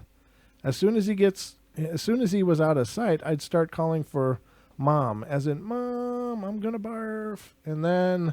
And she'd show up quickly, God bless you, Mom, to help me through it. Fishy would come back, though, as soon as I'd recovered. Then it would stare for the rest of the night, 2 days or longer, in the direction of my parents' room. It finally vanished when my sister was born in 1992. I was almost 8 years old by then, and I'd been ignoring Fishy for about a year. But not so much that I didn't notice it had learned to fly off the wall and visit the floor from time to time. Okay. There is one instance in the last 2 months of fishiness when I saw it at someone else's house, a new home that friends of mine, 2 sisters, were moving into. Their father walked into the room where we were playing and with the moving boxes to give us another one, and in the darkened laundry room behind him, filling the entire doorway at many times its normal size, was Fishy, staring down the father's back. It wasn't scary as much as irritating. We moved away from there less than a year later. I don't understand what the hell that would be. What the hell's Fishy? I mean, what I don't even know of a paranormal description that matches that. Yeah, no doubt. I mean, because if stuck on a wall, bipedal though, right? Right, bipedal, but it would how would is kind it of stuck skate on the wall? along on the walls, but couldn't get to the floor for some reason. I don't know. Very strange. Huh. I don't know what to think of things like that, ladies and gentlemen. And apparently it grew. It was growing and changing along with the child or the man that he became, but very strange. Mr. Man. This one sounds familiar. Sorry. I remember, what the hell? Well, now your phone's blowing up. Uh-huh. See? Sure. Yeah. I just got a message. Yes, I can. That's great. I got a message that said hello, and I have no idea who it was. And then I got a phone call from hello. I don't know who hello is. It came from hello? Yeah. Well, no, the phone number was the same number that just texted me. So I'm just wondering who hello is. I don't know. It's a fishy. Yeah, exactly. Sorry. I don't know. Very That was a strange. little manic, wasn't it? Very strange. Yeah, it's bizarre. Let me do this quick for the sake of yeah, I'll do it. I'll just have to do it after the show or something. Julia says a show idea: sleep paralysis and visions. Oh, we've done sleep paralysis before, but as it relates to the old hag syndrome, Right, yeah. But it's one of those things that I it's tough to do repeated shows around because you can find people that suffer from it. You can find people that have paranormal encounters in conjunction with it, but it's not a phenomenon that much new information is coming about. Right. I mean, there could be more encounters of people having the same kind of encounters, but it's usually pretty much the same. The people are frozen, they can't move, and they feel like something is pressing on them, Yep. pressing down, and they feel like it's somehow feeding from them. And generally, in a lot of cases, when they see it visually, it looks like an old hag, but not exclusively. There's been shadow people tied to that as well. And then somehow, for some reason, it just changes, and they whether it's by their own virtue or by something else changing, that it suddenly stops. It doesn't seem to be long term, but yeah, it's a horrible, horrible thing. I actually suffered from sleep paralysis myself Oh. for quite a while, but I just kind of learned my way out of it, I guess. Ian says, oh yeah, try a whole culture that suffers from it. The story of Nightmare on Elm Street was about a whole culture that died en masse by a creature called the Dab Sog. Is that from Japan? I think, I'm It familiar started and with. died away after being alive. Yeah. For almost 15 years. Huh? I don't know. I did hear a reference to that before too. Yeah, Ian, and I don't know even then what you would just say because Yeah, he says it was China. oh, it was China. Okay, I knew it was an Asian culture, but yeah, Right. very very cool. But it's tough to do a whole show around those kind of things unless we could get some kind of authority on the subject to come in and join us. That would be cool. I'm gonna have to start looking for an authority on that particular kind of thing. Okay. Because there is lots of Yeah, I'll just have to put out some feelers to some of the groups and then do some vetting. Don's putting out feelers. I like my feelers. It's kind of like an antenna. Oh, jeez. That's what's under the hat, ladies and gentlemen, his feelers. Just call me Mantis. Yeah, exactly. So, yeah, I mean, I'm not opposed to the idea, but it's, like I said, it's something we have done a show on before or two, but it's also either I repeat the information in some form or another, or we bring something new to make it, a new show. And something new would have to be somebody. Yeah, exactly. Point, Somebody that can speak to the phenomenon more authoritatively than I can. Yeah, it's a horrible thing, though. Mr. Man, we lived in a 1797 farmhouse for 15 years, and we have a bunch of stories. One of them began in the first months after we moved in with our 3-year-old son. Now, perhaps I saw this from a TV show, one of the haunted shows or something, one of the TV shows, because the name Mr. Man is very, very familiar. Like it has to do with a kid and imaginary friend, which didn't turn out to be very imaginary. One day he was in his bedroom talking to somebody. When we asked who, he said Mr. Man. We smiled and forgot it, his imaginary friend. Over a few weeks, he started talking more about Mr. Man, and we asked about him. Mr. Man was described as being short, red-headed, dirty hands, and walking with a limp, and he always wore pants like mine, big overalls, and dirty boots.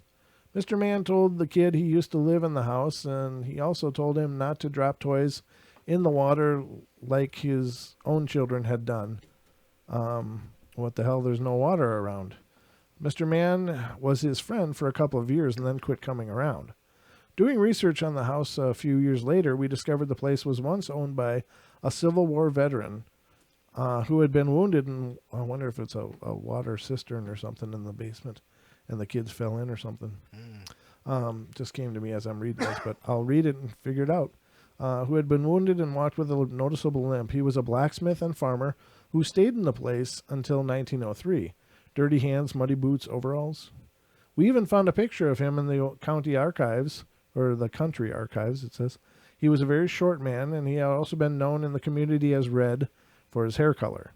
A few years later, we tore down an outbuilding and discovered a cistern under it. Thank you. Thank you. I pumped it dry to cap for safety and found marbles, dolls, and other toys in the bottom. There were other stories from that house which are not as friendly. We had a door that wouldn't stay shut. It had a heavy forged latch on it that had to come up around 3/4 inch to open it. No matter what, it would be open in the morning. One night my wife was joking and said, "Quit opening the damn door." And the door stayed closed for 2 weeks. One room we never ever used also had a door to the porch. That door had a deadbolt lock, a sliding bolt, and a childproof latch at the top.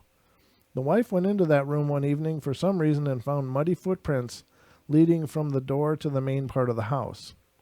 Back at the kitchen table, she said that she guessed whoever was opening the kitchen door was coming in that way now, laughing. She said, "You can use whatever door you like, but..." And within 3 seconds, the clasp on the kitchen door clicked and the door opened. Wow. That isn't the same story but that I had heard on that show.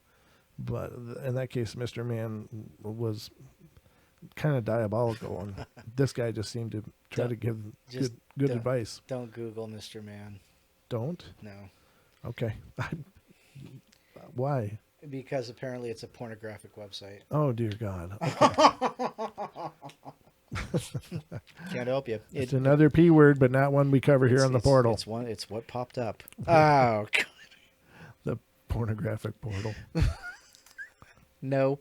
Nope. Sorry, ladies and gentlemen. That's a whole big bag of nopes. That's a lot of nopes. Around this time came William. Did you have a story, Don? I don't mean to keep reading. Well, sure. I think I have one. Let's see here. Very well.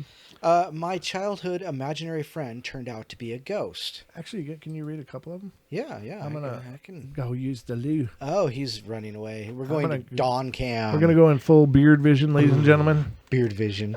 That's awesome. See all the gray? All right. Yeah. All right, so it's all me. So let me get back to this one here. My childhood imaginary friend turned out to be a ghost. Sorry you're going to miss this one because it's right in the pocket. Right in the pocket? Yeah, right in the pocket of the topic for tonight. Oh, of course. Yeah, absolutely. Which is relevant to why you're reading it. Which is exactly why it's relevant. All right, so, well, this is my story, and I haven't told it to many people because it's not like any ghost story that I've ever heard. None of these stories ever even come close to what makes me wonder what happened when I was small. I was 3 years old at the time, and we had moved into a new house. Have I read this one before? Oh, let's keep going. I was 3 years old at the time. We had moved into a new house, one family lives on the first floor, another family lives on the second. My room was in the corner of the house, and it had a small walk-in type closet that I used to love to play in. When we moved into this house, I noticed a little girl living there. At the time, me being 3, I thought she was a real little girl. She was clearly visible, not see-through or a shadow. She looked just like me, but with bright blue eyes and a pink dress and blonde hair. I started to talk to the little girl, and she told me that her name was Sally, and that her parents had moved to North Dakota and left her here. No, I haven't read this one. Awesome. I was an only child and didn't think anything of it, so I told her that we would be best friends until her parents came to get her. I told my mom and dad about Sally, and they brushed it off as if she was a typical imaginary friend that most children have. Sally and I got very close. She would tell me how she liked the color pink and summertime. Sally and I would play all the time, and I could touch her, hear her, everything. We would hold hands all the time, and when we were in the grocery store and going to the park, my mom and dad started to get concerned because my mom would have to cook Sally a meal as well, and to me, I would see her eating and she would finish the meal as I would, and we would return to play. But to my mother, the food went untouched.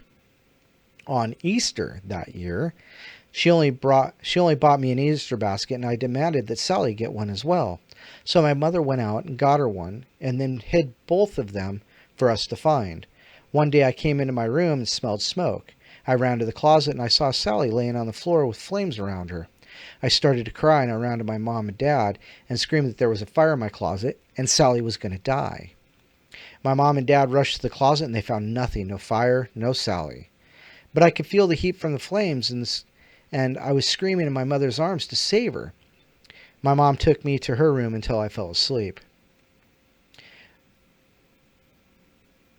My mother was very good friends with the landlord downstairs, and they would talk often when seeing each other. So the next day, my mom talked to the lady downstairs, and out of curiosity asked about the previous owners. The woman asked my mom why, and she wanted to know so badly that my mom replied that she was just curious. The woman told my mom that the family that lived here previously had one daughter, and one day there was an electrical fire in the closet off the second bedroom, and she died. My mother, being extremely frightened, asked what her name was and where the parents had moved. Then the landlord, seeming skeptical, said the little girl's name was Sally, and she was 4. After death, the parents moved to North Dakota to live with the wife's mother. My mother came back upstairs and started to pack. We moved out that night to a house outside of Winnipeg on Henderson Highway. It was a very large house, and when we got there, Sally was sitting on the stairs going up to the rooms, and I was happy to see her, and she didn't die. I told my parents that Sally was alive and she was here, and that she had just moved with us. My mother already dealt with all the stress and shock that just gave up and accepted Sally. Then a few weeks later, Sally was gone and never heard from her again. But she was my imaginary friend for over a year, and I had full contact with her at all times. My parents refused to tell me where the house we used to live in is because they know I'll go back there to see if anything happens. Well, now isn't that just an interesting story? I mean, geez. It's always sad to hear about when a child dies in a fire. Or anything for that matter. Fire is one of the things I do not like. I don't like fire. But at least she was alive and well and in the new house waiting for them. That's kind of crazy and weird too. All right, so let's go. My imaginary friend almost killed me. When I was around the age of 8, I remember that used to talk to this little girl. I lived with my grandma and my mom. They just brushed it off as me having an imaginary friend. This little girl had light brown hair, and she always wore it in pigtails with green eyes. She told me her name was Lucy. She told me that she was 11 years old and this was her home. The house was a Victorian style and must have been built in the 1800s or something. I told my mom and grandma everything Lucy told me. Lucy was possessive. When my mom would call me for dinner or something, she would beg me not to leave. I would always tell her that I had to go. Later, she'd be pissed at me. She'd throw toys at me, pinch me, and hit me. Once she even pulled my hair so hard that she pulled out a fistful of blonde hair. The first time my mom finally became worried was when she found the bruise Lucy had given me. Approaching my 9th birthday, I remember taking a bath. Lucy was mad that day. I can't remember what I'd done to make her so angry. She came in the bathroom and dunked my head under the water. I couldn't breathe. I have asthma. I splashed and kicked my feet, and eventually my grandma came in to see what's wrong. She tried to pull me up. Lucy was still pushing me down. My grandma called for my mom, and Lucy became so aggravated by then that she let out a sort of a horrible screech and cry. She left. My mother called for an exorcist the next day. I can't remember much of that day. I sort of erased it from my memory. What I do remember is that right before the priest was about to wash the house with holy water, I heard this little giggle in my ear. It was Lucy. She whispered, "Goodbye, Becca. It was really fun playing with you. I'll miss you." When I grew older, my mother gave me a sheet of paper. It had our old address on it. It was under tenants: Mary, Taylor, Chris, Lucy, Ashley, Chris. It had their birth dates under their name. Mary's birthday was March 12th, 1856. Lucy's was December 1st, 1872. She died because she had become very sick. She had a rare heart disease, and it had finally killed her. I forgot what the name of it was, the condition that killed her. Her mother was so distraught that she'd killed herself, and I'd always wondered how come Mary didn't haunt me too. A few months later, on Memorial Day, I visited Lucy's gravesite. Her mother was buried right next to her, and I was kind of scared to bend down and place a white rose on Lucy's grave. I guess I was scared that her little hand would pop up and drag me under. But I somehow gathered the courage to do it. As I did, I heard a little voice giggle in my ear. "Thanks," she said. I turned around and ran. I do believe in ghosts. My story may sound like something straight out of a horror movie, but it's true. Believe it or not, it is true. And if you've ever had an encounter like mine, you'd be a believer too. I'm going to major in paranormal research at Penn State this fall. Well, there you go. Somebody's going to get a degree in paranormal. They'll probably be an expert then, right? Well, I guess so. Yeah, finally. We finally actually get to an expert in paranormal researches. Absolutely. Absolutely. And I'm back, ladies and gentlemen. Thank you. And thank you, Don, for carrying the weight while I was away. The little minion, he saw me, and of course, that he wanted to come up, but I was like, no, just wait a little longer. But we're almost at 2 hours already, aren't we? Oh my goodness, we are. Yeah. It's really flown, and it's really flying, but we have a little more yet for you, ladies and gentlemen. Sure. We ain't done with you yet, and you ain't done with us yet. But let's get into the next one. All right, around this time came William. I believe in the supernatural, and I'd have to be really arrogant to think humans are the only life forms and whatnot. I don't have a UFO story, but my house has a portal in the attic, which is close to my room. I wonder how they've made that determination. Huh. I don't know. Nice. A little backstory. I moved into this house a few months after my 5th birthday. My house was built in 1932. It's a 2-story with a basement. Wasn't taken care of at all by the previous owner. My room was about the size of a walk-in closet. Wow. Harry Potter. Harry Potter, I presume. We recently had it extended. The ceiling of my room was, on one half was at a tilt, so I think I had a window on one side of the bedroom closest to the door, which had a fabric flap on it, not an actual door, and my closet is directly across from this window. One time when my bed was against my window, I woke up to lights, which were from the cars going up and down my road, and I looked out my window because I enjoyed watching the light patterns and whatnot when I couldn't sleep. I saw a male body hanging. I only saw from his chest down, but I assume he was hanging by the neck as his hands were dangling.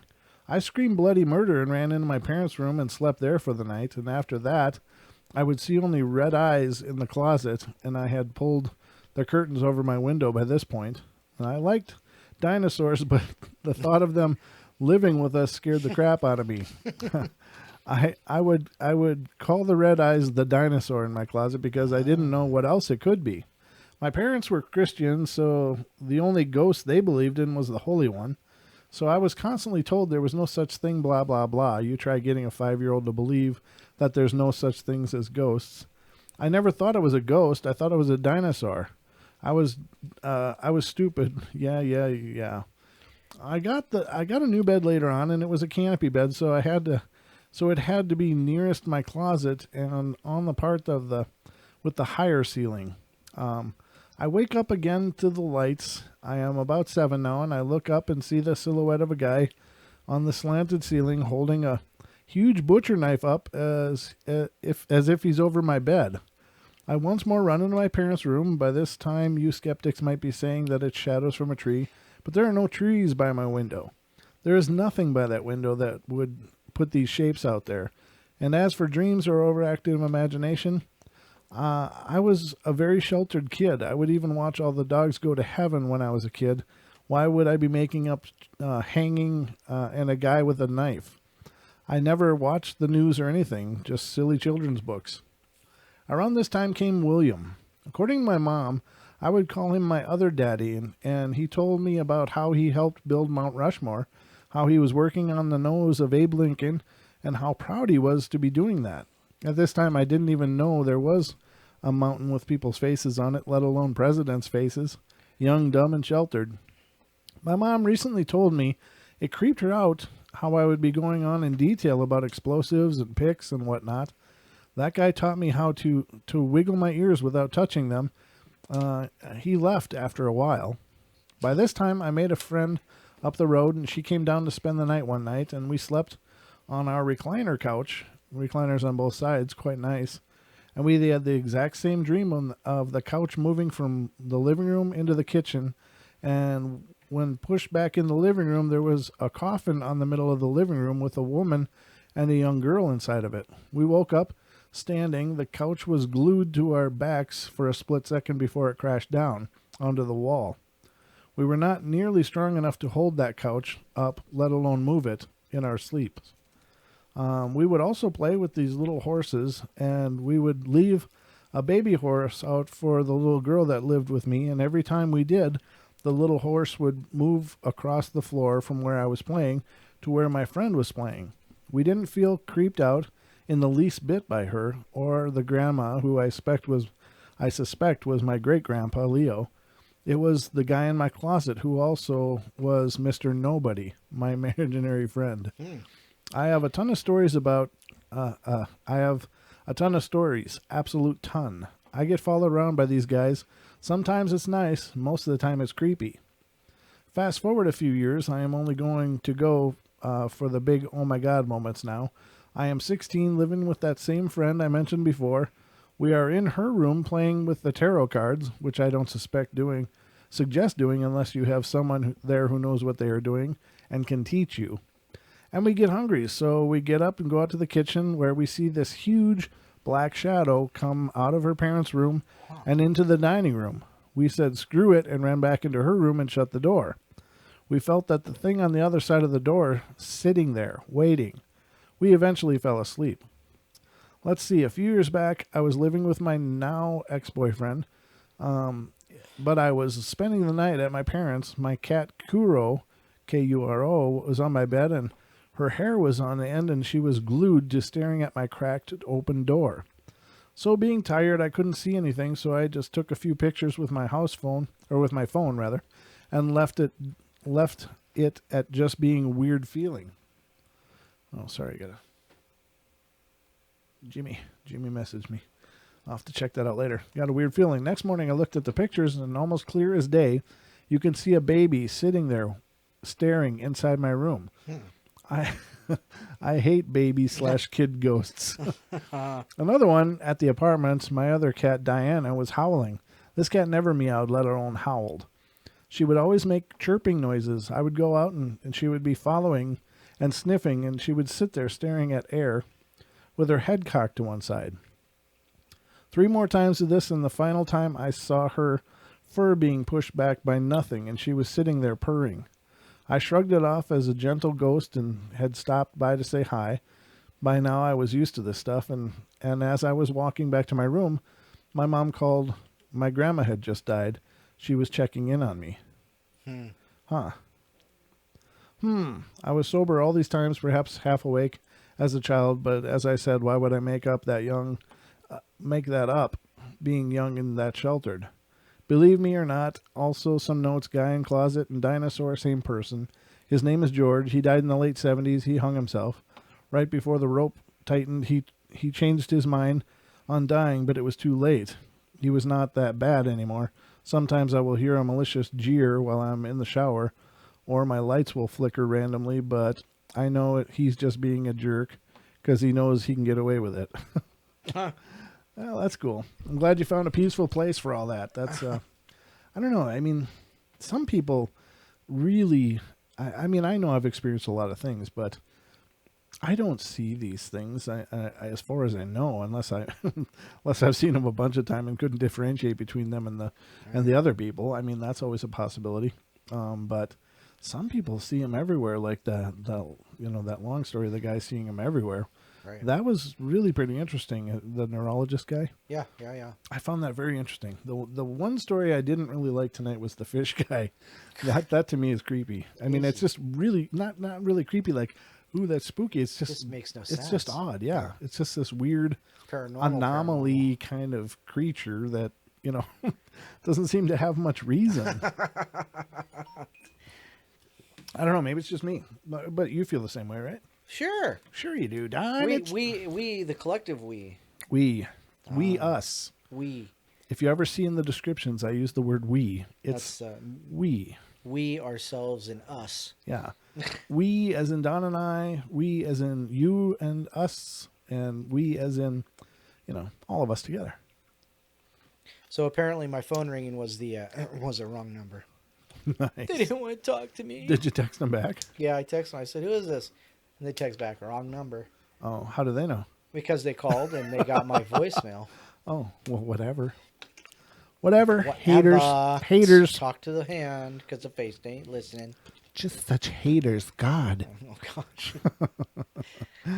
I got a million of them, ladies and gentlemen, and most of them are just strange.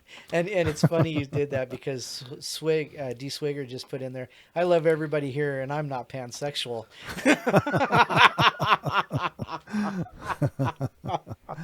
Oh my God. I just we always have to relearn vocabulary to accommodate this stuff. I don't even know for sure what pansexual means, but you just need to worry about being a cis white male. A cis? Just be a cis white male. What's a cis? A CIS. I got nothing. What does that mean? That's okay. Don't worry about it. Okay, after the show, Don's gonna educate me some more because I have no idea what the hell that means. But I'm not sure I know what pansexual means yet. I have no idea what. I mean, all these new pronouns and stuff. I'm just like, I don't care. There's he's and she's and okay. So cis male, a non-transgendered male, a naturally born man or boy whose psychological gender identity is socially male also. Clarification, a cis male is not necessarily macho or even an average masculine persona. A guy. It's a dude. Yeah. Yeah. It's just a guy. It's a dude. So now we have to have this elaborate explanation for just being a dude. A dude. Just a guy that likes girls. Wow. I understand people are trying to find their identities, and that's can be a very confusing thing, and it can be a very trying thing. But to expect the rest of society to absolutely reshape our understanding of language to accommodate your confusion, to me, does not seem like a realistic expectation, right? Your confusion. Well, if you don't know who you are, you're trying to identify it because there's no readily available words. I understand, but don't make me reshape the way that I know a language to accommodate that. That's just a big expectation. I'm okay with people being whatever they want to be, but I do have a problem with redefining a language to accommodate your state of uncertainty. Your confusion was absolutely the correct term. I absolutely agree. D. Swigger says we have to have a word that describes a man. We have to have a word for guy that likes girls. I guess so. That was a question. We have to have a word for a guy that likes girls? Yeah, exactly. That's the part where I'm just like, are you freaking serious? I mean, come on. I've known this. This has been my mother tongue for, all my life. I know. And now you guys there's a whole faction that thinks I have to redefine my understanding of a language to accommodate their identity.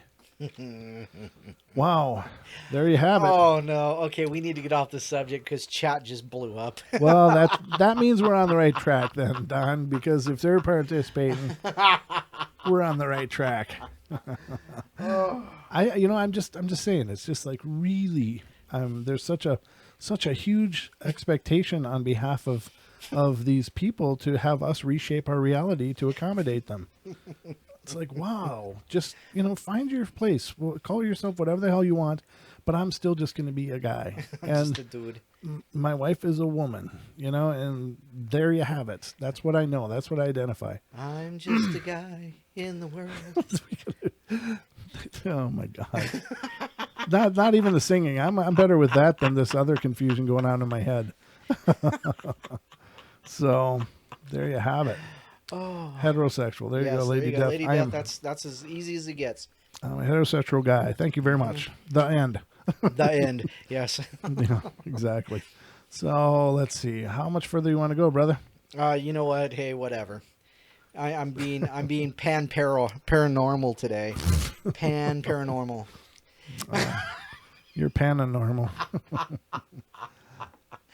Oh, that's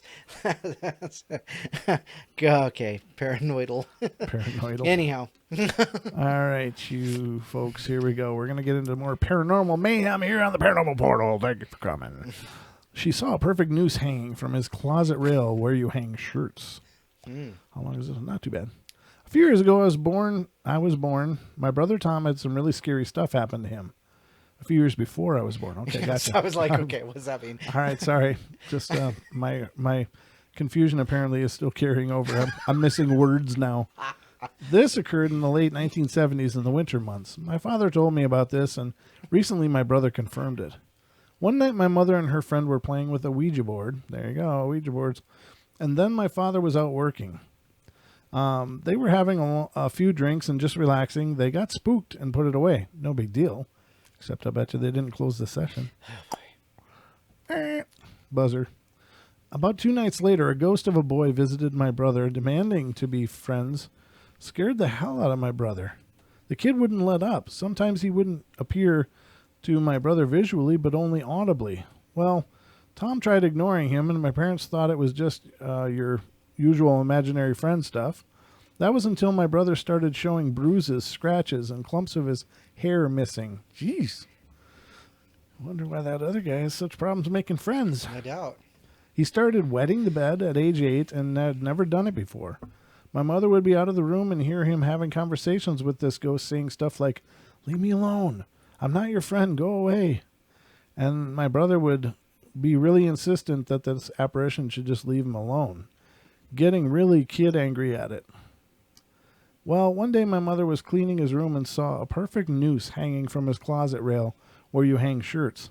She was freaked out and demanded to know why Tom had made it. Tom said, "I keep telling you, Mom, he did it." They moved out the next day. From that point on, my brother never had a problem with the ghost again. A few years later, after I was born, my mom ran into somebody at an art class who knew the original owners were, and she explained that a murder-suicide happened there in the 1950s, a few years after it was built. If anyone is interested in looking up the house and researching it, PM me.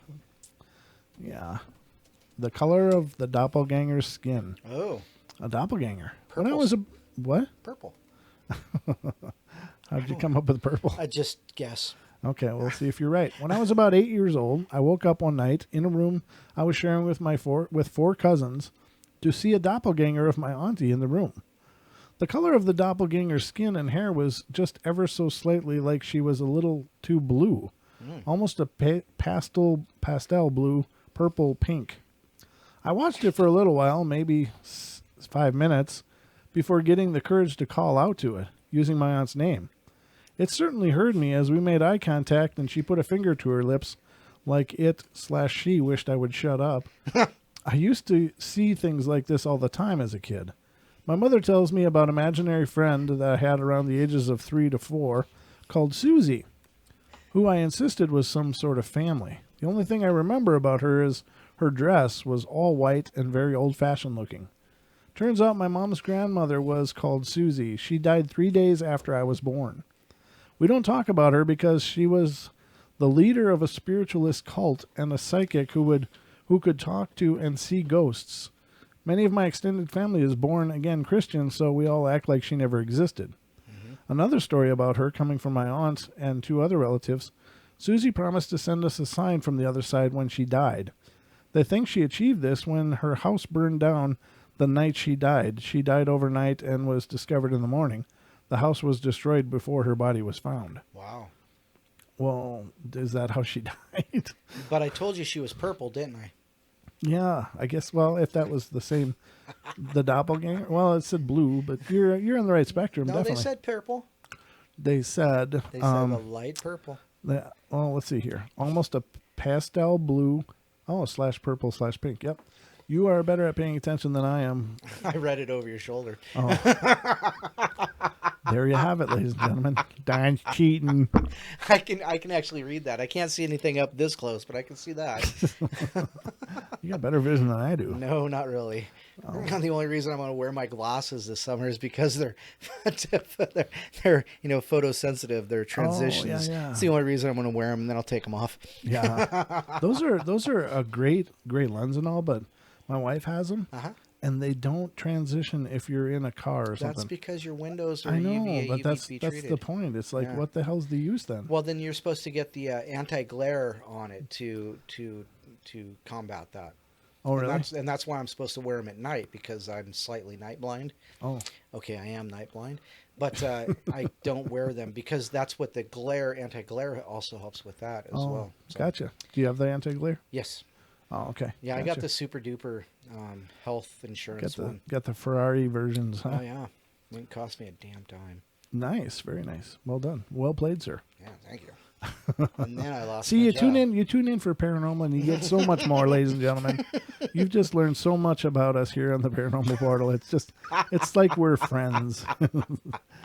Of course, one big para family. We are just parafunctional here. So I don't know why, but Ian said I was once run over by a Toyota. Oh, what a feeling! Wow, I remember those commercials. That's funny. Yeah, me too. Oh, what a feeling to buy Toyota. Wow. Well, thank God it was a Toyota, Ian. Yeah. If it was, those are basically a pop can with wheels back then, weren't they? Like a moped motor in a aluminum shell. I once got run over by a Ford Tempo. I was trying to jump out in the snow, and my foot slid under. I slipped, and my leg went under the tire as it was rolling over me. Wow. That actually explains a lot, Don. It does. Ian says, unfortunately, he was joking. Oh, it's a joke. Mine was real. I really did. Don wasn't joking, Ian. This is the reality of Don's life, and it's a never-ending maze of. If I have a guardian angel, she's like this all the time. Your guardian angel's like this. I might answer a few questions. Why didn't you stop that car, guardian angel? Shut up, kid. Get under the car. Stay there. Don's got the mean drunk guardian angel. Well, it's been a hell of a ride. You just never know, ladies and gentlemen. But this here's the paranormal you've come to love, the portal. I mean, we bring so much to the table, don't we? Oh, it's just awesome. I don't know if this is a show or a support group sometimes. Sometimes it feels like therapy. Pixie says we need to redo our bios and make more detailed. Nah. We are an ongoing biography, Bixie. It writes itself. You can't make stuff like this up, you know what I'm saying? Wow. Well, it's been a good show. It has been. It's been a lot of fun. It's always a lot of laughs, and that's one thing I love about the show is that, you know, and you guys out there help make it happen just as much as we do here in the studio. But it's like, this is a pretty dark topic usually, you know, and you got enough people out there making it all spooky and gloomy. Hey, the ghost came and breathed down her neck, and it's like, you know, really, come on, it doesn't have to be like that. Yeah, it's creepy. Yeah, it's whatever, but it's also, you know, it's just fun. Yeah. We bring the fun to the paranormal. Paranormal. What the hell? You're actually going to try to make that into a word? It's not. There's no mishmash for that. No. We bring the fun. That's all. I don't know where to go with that. My eyes are kind of burning though. Ugh. Yeah, we need our paranormal supportal. So sounds like a never mind. Hey, somebody reach out and hit that like button. I want to get to 20 likes tonight. That'd be awesome. Yeah, if you guys please make sure to click the like button if you would be so kind. It certainly helps. Love. It helps to motivate YouTube to share our videos when searches come up for certain keywords. And yeah, definitely. I mean, if there was, you know, if you could keyword Don, I mean, we'd have the market cornered. Oh God, yeah. Yeah. So I don't know. It just gets this at some point in the shows when we go over the 2-hour mark. Yeah. It just gets punchy as hell. It doesn't always make sense after that 2-hour mark. It's like there's probably a reason Chris only lets me have 2 hours. Because after that, it's like the icing starts to melt off the cake, and all you got is some sponge left. Thanks, Gilberts. We finally hit that 20 mark. Awesome. Woo! Thank you, sir. Outstanding. Persons. Thank you, guys. Yeah. Woo! All right. Non-pronouned individual. Whatever the case is, you know, it's just.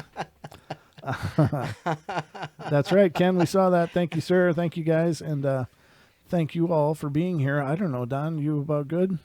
Yeah, I'm actually good. This next one is really long, and I love reading the paranormal, but I'm kind of, my eyes are burning. And well, here, let me. You know what? Let me do a couple things here. So these are just short ones. Sure. Disturbing things kids have said when talking about their imaginary friends. Outstanding. Yes. These are short and sweet. So Are they? Is it a joke list? No, Oh, okay. it's supposedly this is from from Reddit. It's from Reddit. Oh, there you go. So there you go. Go ahead, by all means. My daughter used to tell me about a man who came into her room every night and put the sign of her cross on her forehead. I thought it was just a dream. Then my mother-in-law sent over some family photos. My daughter looked right at the picture of my husband's father, who's been dead for 16 years, and said, "That's the man who comes in my room at night." My husband later told me his father would always do the sign of the cross on his forehead when he was young. Let's see here. Another short one. When my brother was little, he frequently talked about a nun walking around our house at night. I thought these were about imaginary friends. Okay, keep going. Let's see here. What the hell? My son, from the age of 3, always tells me about the creeper man who lives in my mom and dad's bedroom. He brings it up after he visits. I made the mistake once of asking what he looked like. My son says, "Oh, he doesn't have a face." Oh, nice. Nice, yeah. That's all kinds of wrong. When my daughter was 3, she had an imaginary friend named Kelly who lived in her closet. Kelly sat in a little rocking chair while she slept, played with her, etc. Imaginary friend stuff. Anyway, fast forward 2 years, the wife and I are watching the new Amityville. Oh, the one with Ryan Reynolds. And our daughter walks out right when the dead girl goes all black-eyed. Far from being disturbed, she says, "That's what Kelly looks like." "Kelly who?" we say. "You know, the dead girl that lives in my closet." Oh. Oh, wow. Wow. Now, see, that's a good one. She's all matter of fact about it. Oh, that's like my friend. That looks like Kelly, the dead girl that lives in my closet. Holy good God. Okay. Let's see. My cousin, when she was 5 and I was 17, had a stuffed rabbit that she talked to and carried everywhere. One day she was asleep on the couch while I was watching her, and she woke up and started yelling at a rabbit for no reason. 1 minute she was knocked out. The next she was awake, glaring at a rabbit, yelling, "No, you can't do that. That's bad. Don't do it." Repeatedly. Wow. I asked her what was wrong, tried to get her to stop, but she wouldn't listen. I finally just took the rabbit up to her room, and when I came back down, she was asleep on the couch again. Whatever that rabbit was planning, screw whatever that rabbit was planning to do. Oh my God. So Wow. that brings Donnie Darko to mind. And Frank the rabbit. And that was crazy. Anyhow, my folks' farm surrounds a cemetery. My dad and my niece were walking down there. My niece, 4, looks up and says, "What's that boy doing up in the tree?" There was no boy, but she insisted there was, and could describe him. Her brother used to have an imaginary Grandma Rose. He said she was dead and helped him when he was coloring. My kid only had an invisible goldfish. He kept it in his pocket and never went much beyond that. So I'm assuming it wasn't a ghost fish. Wow. Okay, well, that's 3 in 1. Cool. My adopted Chinese sister had an imaginary friend named Emily when she was little. Emily was from China too, and she had been in an orphanage with my sister. My sister would talk about her like they were lifelong friends who'd never part. Once when we went on a vacation to Italy, Emily came with us. It was kind of cute, but got annoying. I was 14 and I didn't deal with my 4-year-old sister's babbling about her friends very well, so I got snappy with her a few times. One day when we were in Assisi, we ran into another American family with an adopted Chinese daughter, around the same age as my sister. My parents started talking to them and ended up that the girl came from the same town and the same orphanage, and her name was Emily. My sister freaked out, basically turning white as a ghost. She knew that her Emily wasn't real, but there was another Emily who fit the exact description, lived and in the flesh. She didn't talk about it for the rest of the day. After that, she quickly rebounded and would talk about how great it was that we all got to meet her friend Emily in Assisi. Uh-huh. Crazy. Wow. When my boy was 4, his imaginary friend would sit in a corner of a room, and when you switch off the lights and light the room with red glowing eyes. Oh. So when you switched off the lights, his eyes would glow red and light up the room. Gotcha. That's what that was supposed to say. Uh-huh. Okay, well, there are those. There's probably another page, but I'm going to go ahead and skip that. Nope, no more pages. I got a few short ones here I can go over Go quickly for it. too. All right, so let's see. My daughter used to tell me about a man who came into her room every night and put the sign of the cross on her forehead. What the hell? Hey, That sounds familiar. Hey! Don, I'm glad I got to him first. did you do all these? All except for the big long one, yeah. Oh, There's a big long one somewhere. Well, no, maybe I didn't. What's the next one say? I don't know. I just closed it, so it doesn't matter. When my daughter was 3, she had an imaginary friend named Kelly. Yep, did that one. You did? Uh-huh. Okay. Oh, is this when I was going downstairs? Is that when you did these? No, that's the only one I didn't read right there. This one? That one, yeah. Okay. Well, glad I guess that covers that. ladies Great and gentlemen. minds think alike. Great minds Google alike. Or Yandex. Yandexed. Yandexed. That's we, right. We just Yandexed it, ladies and gentlemen. I'm going to have to find another one like Yandex. I was using Ecosia. Ecosia, that's the one Yeah. where they plant a tree every search, right? That's right. Yeah. Yes, that's a cool one too. And I didn't notice a lot of difference between that and Google, though, in the results. Sure enough, and I agree. Yeah, you're right. But I do notice with Yandex that it seems much more... On point. well, just you get so much more robust results. True. Yes, robust, Whereas, exactly. Yeah, I mean, that's what I've noticed with it so far. But I love the idea behind Ecosia, but I don't know why they seem to have the same results as Google unless they're actually using the same algorithm or something. I don't know. But anyway, ladies and gentlemen, I don't know what else to give you tonight. I've given you my love. I've given you my heart. I give you my soul.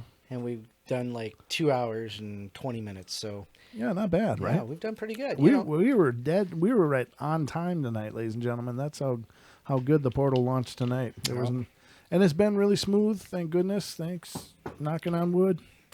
So I don't know. Again, well, remember on Friday we will be welcoming Jimmy Jean from Into the Microcosm. He will be on the portal with me discussing haunted Hollywood. He's in the chat room too. He right is, now. yeah. That's what actually reminded me to drop that plug a second time. Go. I mentioned it at the lead-in, of course, of the show. You did, yeah, you sure did. But I looking forward to that, ladies and gentlemen. That'll be a good time, a lot of fun. But other than that, we will be back on Friday night, and I hope you have a good rest of your week. This is Hump Day. You've made it over the hump. This is all smooth sailing now, hopefully, for you. And if not, then your job sucks, and you need to look for something else. I don't know. But I hope you guys enjoyed the show, and thanks for being here. Thanks for all of those likes that you guys gave the video. Yeah. Appreciate it. Woohoo! Spread the love. Let people know about the portal. We want this to grow, continue to grow and expand, and we need your help with that. So let people know if you're in paranormal groups, let them know about the portal, and get them over to YouTube to subscribe and check out some videos. And again, Don will be coming up with I've got the one podcast series. Got one coming up. Yep. So we'll get that list launched in probably the next few days, or at least by the weekend. So that'll be coming up as well, ladies and gentlemen. But we love you lots. Be good, be kind, be nice to each other. Take care of each other out there. And if you have kids, if they make noise at night, go check on them. Go give them a hug. Don't yell at them. Go give them a hug, and don't tie their doors shut or anything really creepy. And that's just insane. Remember that not to focus on the negatives. Yeah, absolutely. That was the theme tonight. It came up several times throughout the show in different ways. So that's your takeaway tonight, ladies and gentlemen, is remember the good, remember the laughter, remember the love, remember the to have a good time. There's so many people that want you to focus on all the darkness and negativity, and to be afraid and to be scared and to get people pushed into their little closets, basically, and don't buy into that. We create the world we live in, ladies and gentlemen. So create a good one. Make it a good one. Absolutely. Good word, Don. Thank you. And again, love you all. Hope you're doing well. Hope you take care. And we'll be back Friday, Saturday for more of the Paranormal Portal at 10 p.m. on TFR Live, iHeart, TuneIn, TalkStream, and here on YouTube. So we'll see you guys then. Love you bunches. I got to make sure I get the right one. What are you doing? You flashing your juice? Yeah, I was flashing my juice. Don's juice. My juice cup. Don's show swill. Don's bottle of show swill. Hooch. Okay, move on. All right. Good night, everybody. Good night.